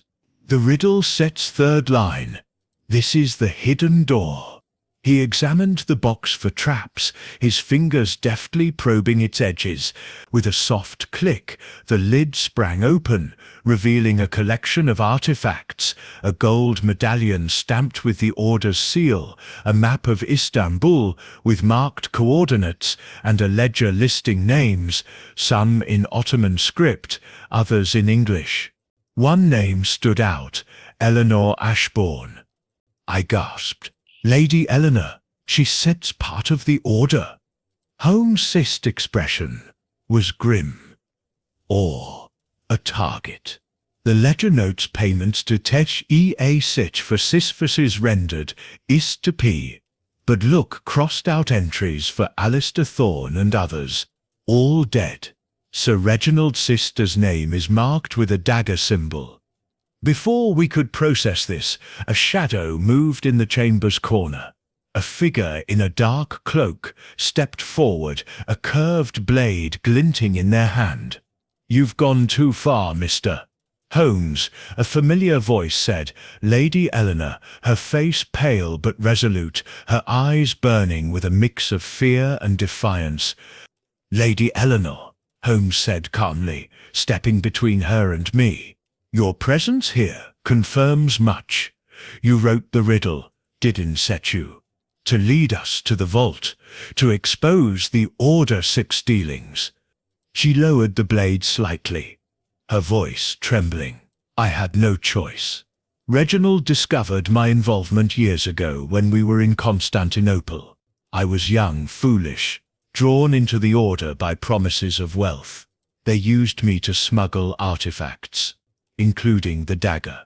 When Reginald found out, he kept my secret, but sought the treasure himself. I couldn't let him expose me. Did you kill him? I asked, my revolver raised. She shook her head, tears welling. No, Grayson acted alone, to protect his own crimes, but I left the riddle, hoping you said uncover the truth without implicating me. Order? They set watching, Mr. Holmes. All they set'll kill me, if they know I set betrayed them. Holmes' gaze softened, but only slightly. You played a dangerous game, Lady Eleanor. The ledger implicates you, but also others. Who leads the Order now? She hesitated, then whispered, a man called the Vizier. Never seen his face, but he operates from London, through intermediaries. Victor. Been approached, but I don't know if he accepted. A sudden noise echoed. A stone shifting in the tunnel. Holmes spun, lantern raised, as another figure emerged, cloaked in saffron robes, a crescent pendant glinting at their throat. Enough, a deep voice rasped. The Order Sep's secrets die with you. The figure lunged, blade flashing. I fired, the shot echoing in the chamber, grazing the attacker's arm. They stumbled but fled back into the tunnel, leaving a trail of blood. Holmes pursued, but the figure vanished into a side passage, the sound of their retreat fading. We still not catch him now, Holmes said, returning to us. But this confirms the Order Sept's reach. Lady Eleanor, you still come with us. Your testimony is vital. She nodded, trembling. As we secured the bronze box and its contents, the underground lair had revealed a truth darker than we'd imagined, a secret society entwined with the Ashbourne family, its tentacles stretching from Kent to Constantinople. As we ascended, the riddle's final promise, truth shall open the hidden door, loomed ever closer, but with it came the shadow of a foe yet unseen, orchestrating betrayal from the heart of London. Chapter 12. Confrontation at Dawn. The first light of dawn crept through the fog, casting an ethereal glow over Ashbourne Manor's frost-kissed grounds as Sherlock Holmes and I emerged from the underground lair, Lady Eleanor trailing behind us, her face pale with fear and confession.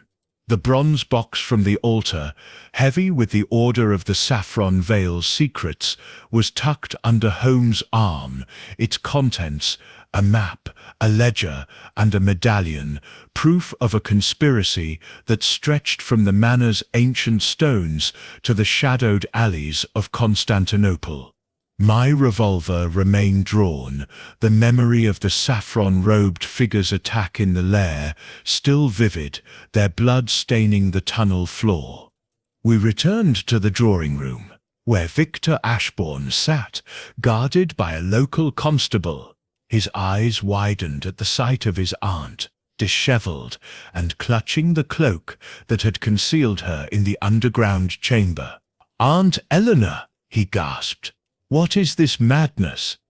Holmes set the box on the table, his voice sharp as a blade. "Madness, Mr. Ashbourne, is the web of betrayal spun by the Order of the Saffron Veil, in which your aunt and possibly you are entangled. Lady Eleanor has admitted her involvement, coerced years ago into smuggling artifacts, including the diopside dagger. But the riddle she left was meant to expose the truth, not conceal it. Lady Eleanor sank into a chair, her voice barely audible. I wanted to end it, Victor. Reginald Sipp's death. I didn't set no Grayson would kill him, but I suspected the Order would act. I left the riddle to lead Mr. Holmes to the vault, hoping he Sipp'd uncover their plans without implicating me. Victor Sipp's face darkened. And you let me be accused? My initials in those documents, you're doing? No, she said, shaking her head. The Order forged them to sow discord. They Sipp been watching us, manipulating us all. Holmes opened the bronze box, spreading the map and ledger before us. The coordinates etched in the dagger's diopside point to a vault in Istanbul, but this ledger lists transactions, payments to a vizier in London, dated as recently as last week. The Order is active, and their leader is here. Watson, it's time to set a trap. I nodded, anticipation mingling with unease. How do we draw out this vizier? Holmes' steadfast eyes gleamed with the thrill of the chase. I offering what they desire most, the dagger itself. We sit'll announce its transfer to Scotland Yard for safekeeping, but in truth, we sit'll keep it here, under watch. The vizier will come, unable to resist. With the constable's aid, Holmes sent a false telegram to London's press, claiming the diopside dagger would be moved at dawn. We positioned ourselves in the study, the dagger still in its grim place within Sir Reginald's covered body, a silent lure. Holmes concealed himself behind a heavy curtain, while I took position near the door, revolver at the ready. Lady Eleanor and Victor were confined to their rooms, under guard, to prevent interference or betrayal. The hours ticked by, the manor's silence broken only by the creak of settling wood and the distant hoot of an owl. As dawn's light began to seep through the study's windows, a faint scrape sounded from the direction of the hidden passage behind the Lion's Head fireplace. Holmes signalled me to stay still, his eyes fixed on the fireplace as its panels slid open. A figure emerged, cloaked in saffron, their face obscured by a hood. They moved swiftly to the body, reaching for the dagger. Holmes sprang from his hiding place, his voice a whip crack. Not so fast, Vizier. The figure spun, drawing a curved blade, but I stepped forward, revolver levelled. Drop it, I shouted. The figure hesitated, then let the blade clatter to the floor, raising their hands. Holmes pulled back the hood, revealing a face I hadn't expected. Margaret, the stern-faced maid. Margaret? I exclaimed, stunned. You sit the Vizier. Her lips curled into a sneer, her eyes cold. A title, nothing more. The Order has many faces, Dr. Watson. I served them for years, placed here to watch Sir Reginald, to ensure he didn't betray our secrets. Holmes' voice was icy, and when he did, you orchestrated his death. Grayson was your tool, manipulated to kill. Harrow and Caldwell were distractions, their greed and fear exploited to mask your role. Margaret laughed, a harsh sound. You said clever, Mr. Holmes, but too late. The Order set's reach is vast. The dagger set's map leads to a fortune that will fund our cause for centuries. Not if you store in chains, Holmes said, binding her wrists with a cord from the curtains. Your forged letters, your planted clues, all to protect the Order Sipp's secrets while you retrieved the map. But the riddle betrayed you. Lady Eleanor Sipp's attempt to expose the truth. Margaret Sipp's eyes narrowed. Eleanor was weak, a liability. She thought her riddle would save her, but it only led you to me. As the constable took her into custody, Holmes examined the dagger once more, its diopside gems glinting in the dawn light. The confrontation is won, Watson, but the war is not. The Order's network remains, and this map, he tapped the bronze box, will draw them out, whether in London or Istanbul. We stepped outside, the fog lifting to reveal a crisp morning, the manor's towers stark against the sky. Margaret's arrest had unravelled the immediate threat, but Holmes' restless gaze told me the diopside dagger's secrets were far from fully revealed. The riddle's promise, "Truth shall open the hidden door," had brought us this far, but a final twist awaited, lurking in the shadows of the Order's vast conspiracy. Chapter 13. The riddle resolved. The morning sun bathed Ashbourne Manor in a pale golden light, dispelling the fog that had cloaked our investigation like a conspirator's veil. Sherlock Holmes stood in the great hall, the bronze box from the underground lair open before him, its contents map, ledger and medallion spread across a polished oak table. The arrest of Margaret, the maid revealed as the Order of the Saffron Veil's vizier, had silenced one voice in the manor's chorus of deceit, but Holmes' restless pacing signalled that the riddle of the diopside dagger was not yet fully unravelled. I, Dr. John Watson, stood by, my notebook filled with the case's twists, Grayson's embezzlement, Harrow's greed, Caldwell's coercion, Lady Eleanor's reluctant betrayal, and now Margaret's cold orchestration. Holmes held the map fragment, its edges worn, but the coordinates etched in the diopsides gleam clear: 41, 01, 36 degree N28, 9497 degree E. A point in Istanbul's ancient heart. The riddle has guided us thus far, Watson, he said, his voice low but intense. In shadows deep, where serpents coil, led us to the vault. The green heart hides the traitors, toils unveiled the dagger's etched map. Seek the path where lions roar, revealed the underground lair, but the final line, "Truth shall open the hidden door," remains. The truth is not merely Margaret's guilt, but something greater.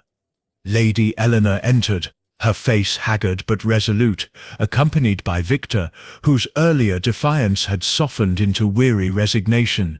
The constables had secured the manor, and Margaret was en route to Scotland Yard, her saffron cloak confiscated as evidence. "Mr. Holmes," Lady Eleanor said, "is it over? Have you stopped the order?" Holmes's eyes narrowed. "Not yet, Lady Eleanor. Margaret was a leader, but not the head. The ledger lists payments to a CE, High Vizier, sits someone above her, operating from London. The riddle sits final door is metaphorical, a truth about the order sits ultimate purpose." He turned to the ledger, its pages dense with cryptic entries. These transactions trace funds from Istanbul to London, funneled through shell companies. Sir Reginald's smuggling was not for personal gain, but to destabilize Ottoman trade routes, a political maneuver. The Order sought to reclaim the dagger's map to protect their network, not just a treasure. Victor frowned, leaning over the table. Uncle was a patriot, not a traitor. He stuttered, "Never destabilize the empire."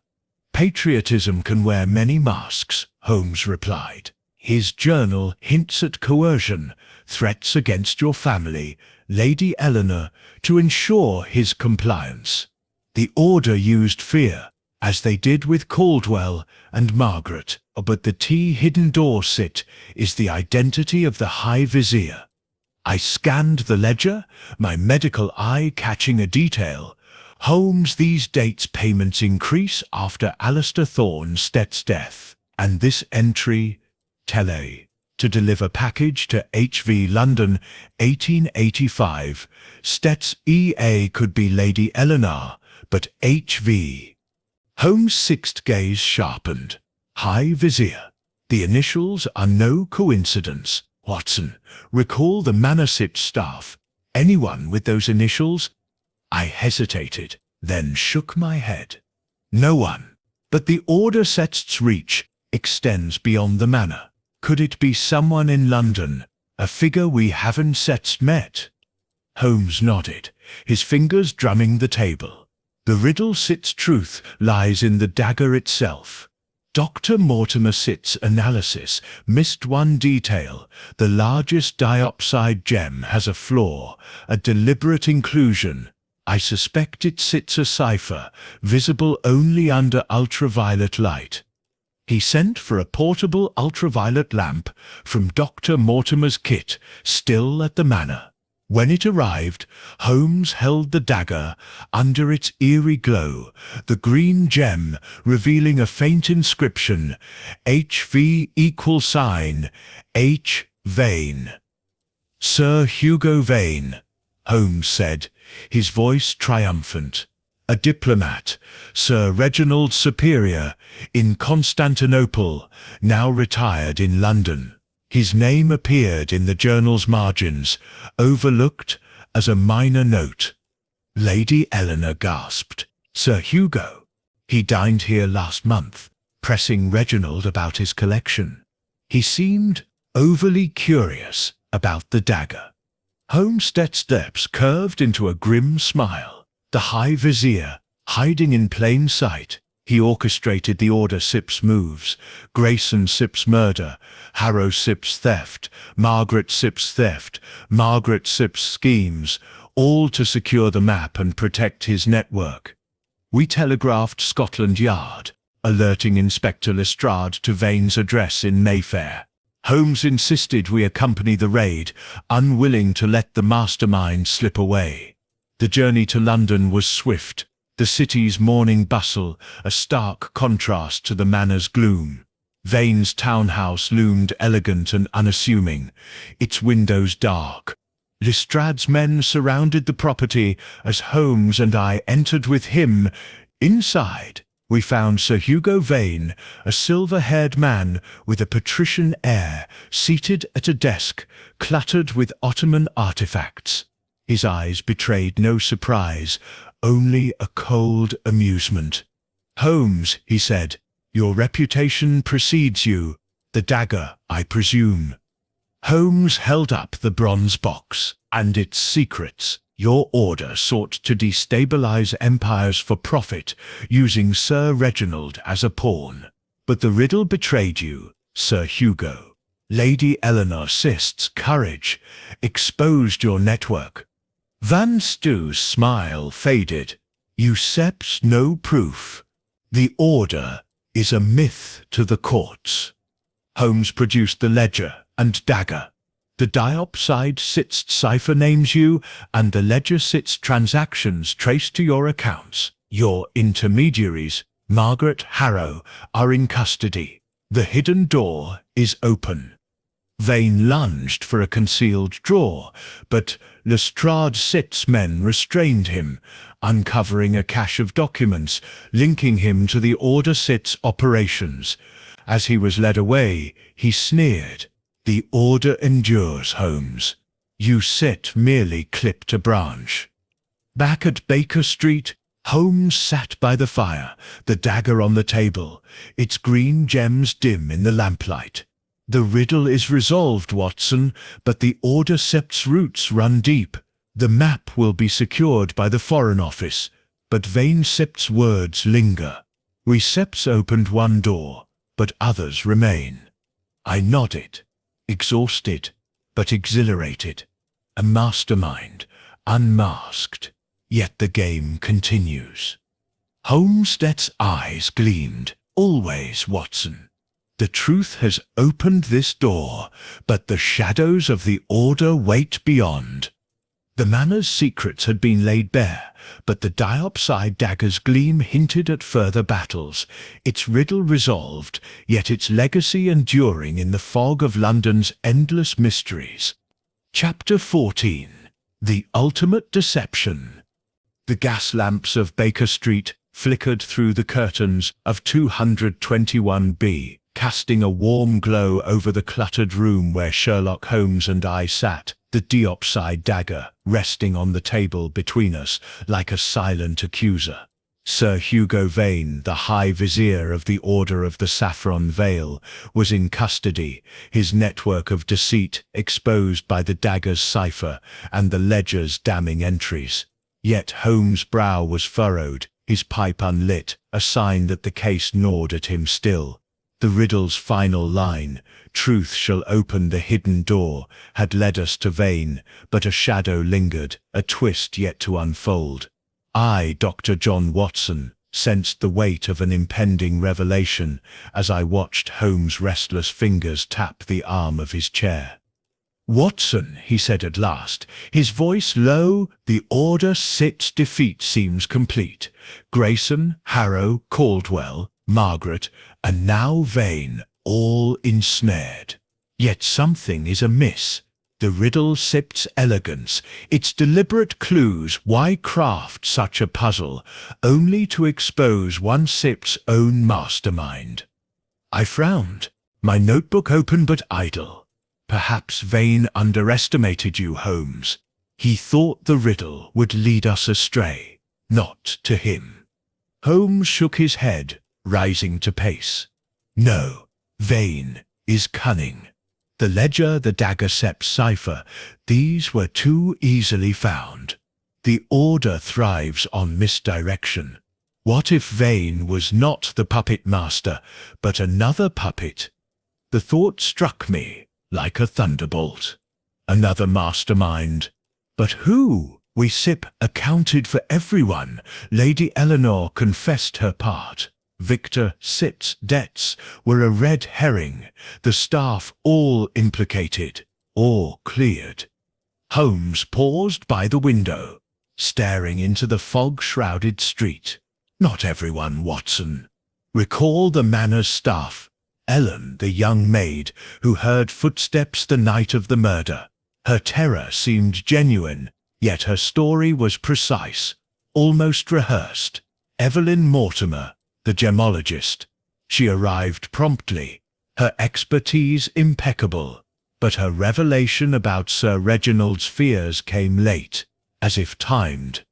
I leaned forward, incredulous. Ellen, a frightened girl, and Mortimer, she sits a scholar, not a conspirator." Holmes' eyes gleamed with sudden intensity. "The perfect disguise, Watson. Innocence and expertise, masks to hide the true vizier. Ellen's footsteps placed suspicion on others, diverting us. Mortimer's analysis of the dagger's etchings was flawless, yet she withheld Sir Reginald's suspicions until pressed. I've sent a telegram to Scotland Yard for her background and Ellen's history. The answers should arrive soon." A knock at the door heralded Mrs. Hudson, bearing a telegram. Holmes tore it open, his expression darkening as he read. As I suspected. "Dr. Evelyn Mortimer née Evelyn Vane, Sir Hugo's estranged sister. Her academic credentials are genuine, but her marriage to a Turkish diplomat in the 1860s ties her to Constantinople. And Ellen, her full name is Ellen Vane, a distant cousin placed in the manor as a maid under a false surname." I gasped, the pieces falling into place, a family affair. But why implicate her own brother? Holmes' voice was grim. The ultimate deception. Evelyn orchestrated the order's moves, using Vane as a decoy.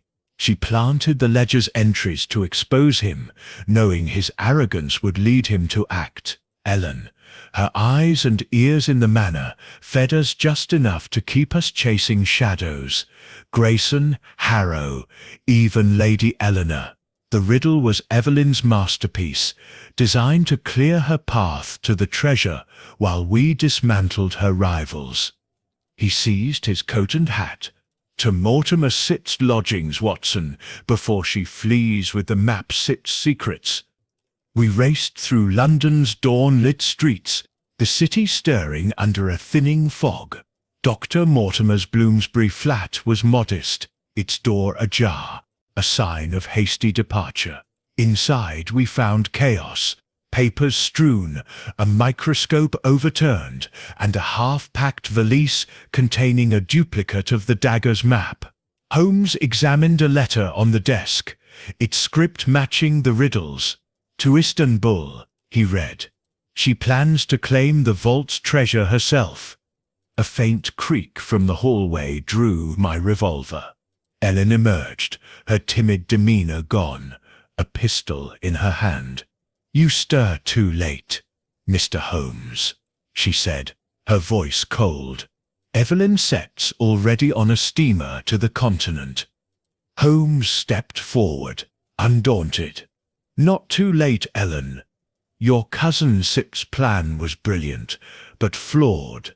The riddle Sip's true purpose was to sacrifice Vane, clearing her path.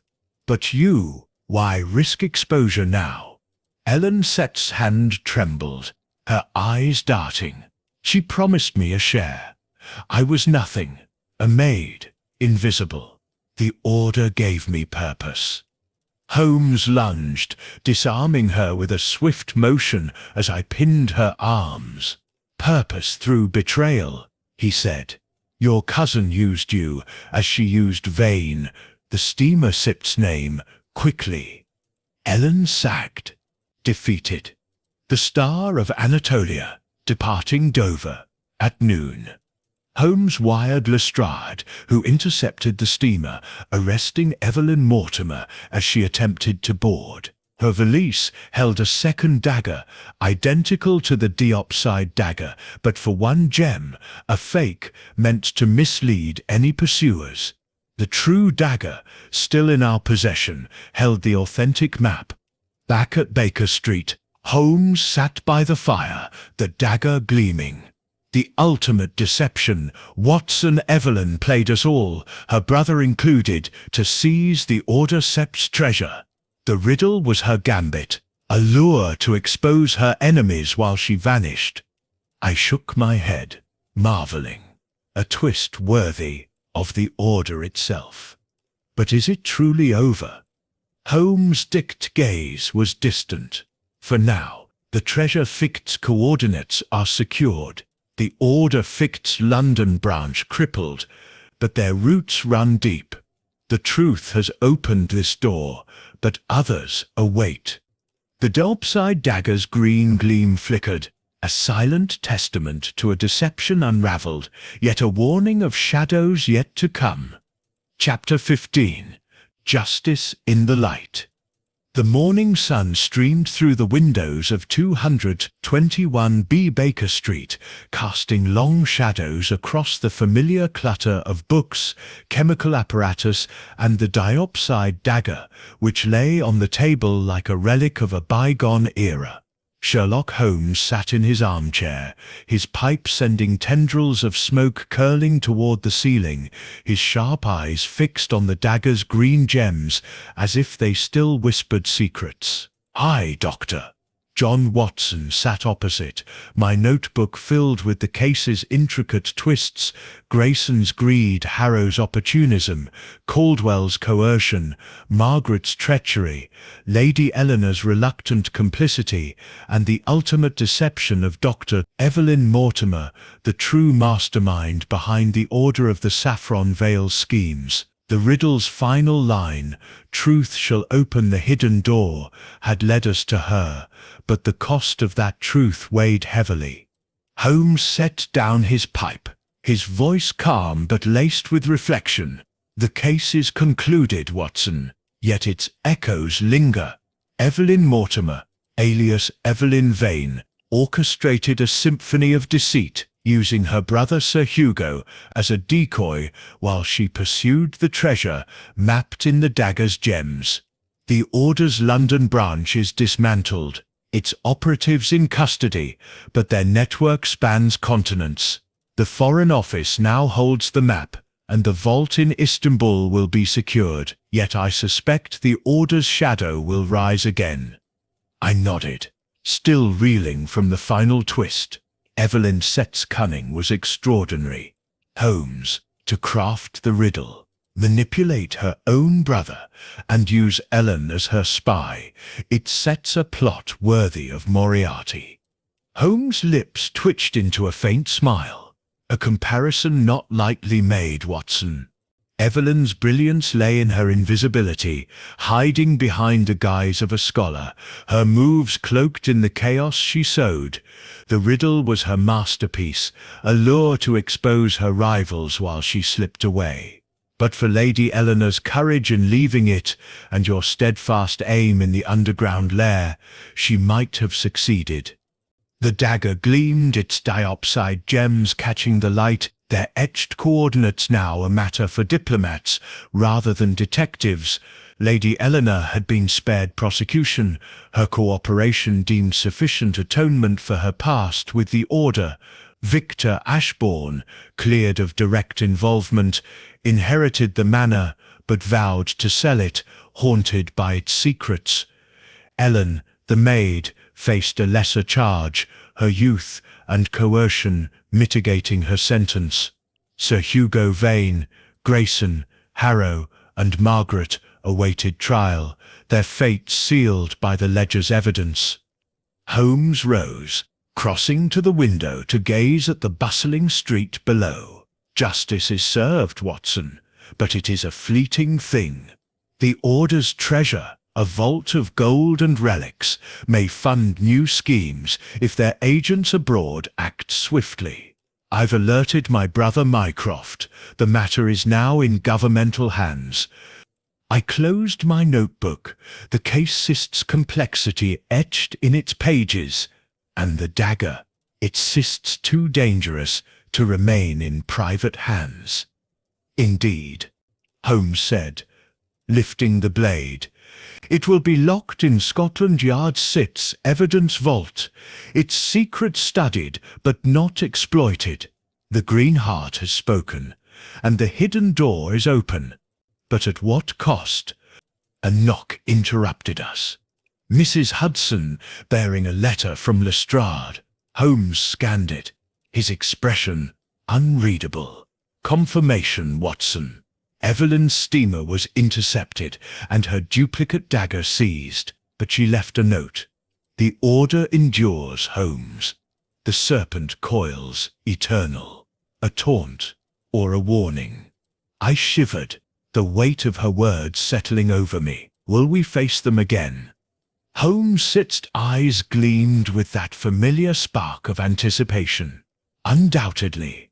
But for now, let us rest. The game is afoot, always, but even the keenest mind requires respite. As he returned to his armchair, the diopside dagger seemed to fade into the room's shadows, its gleam dulled, but its legacy enduring. Justice had been served in the light of truth, but the Order's whisper promised future battles, lurking just beyond the horizon of London's fog. Thus concludes the tale of Sherlock Holmes and the riddle of the diopside dagger, a labyrinth of betrayal, cunning, and revelation that tested even Holmes' unparalleled intellect. From the fog-shrouded halls of Ashbourne Manor to the shadowed alleys of London, the diopside dagger's green heart unveiled a conspiracy that spanned centuries, leaving us to ponder the enduring reach of the Order of the Saffron Veil. What mysteries will Holmes and Watson face next? Only time and the next case will tell. What did you make of this thrilling conclusion?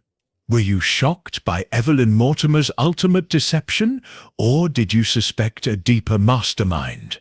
Tell us where you're listening this gripping tale, perhaps by a crackling fire in London, a bustling cafe in Istanbul, or a quiet corner of the world far away.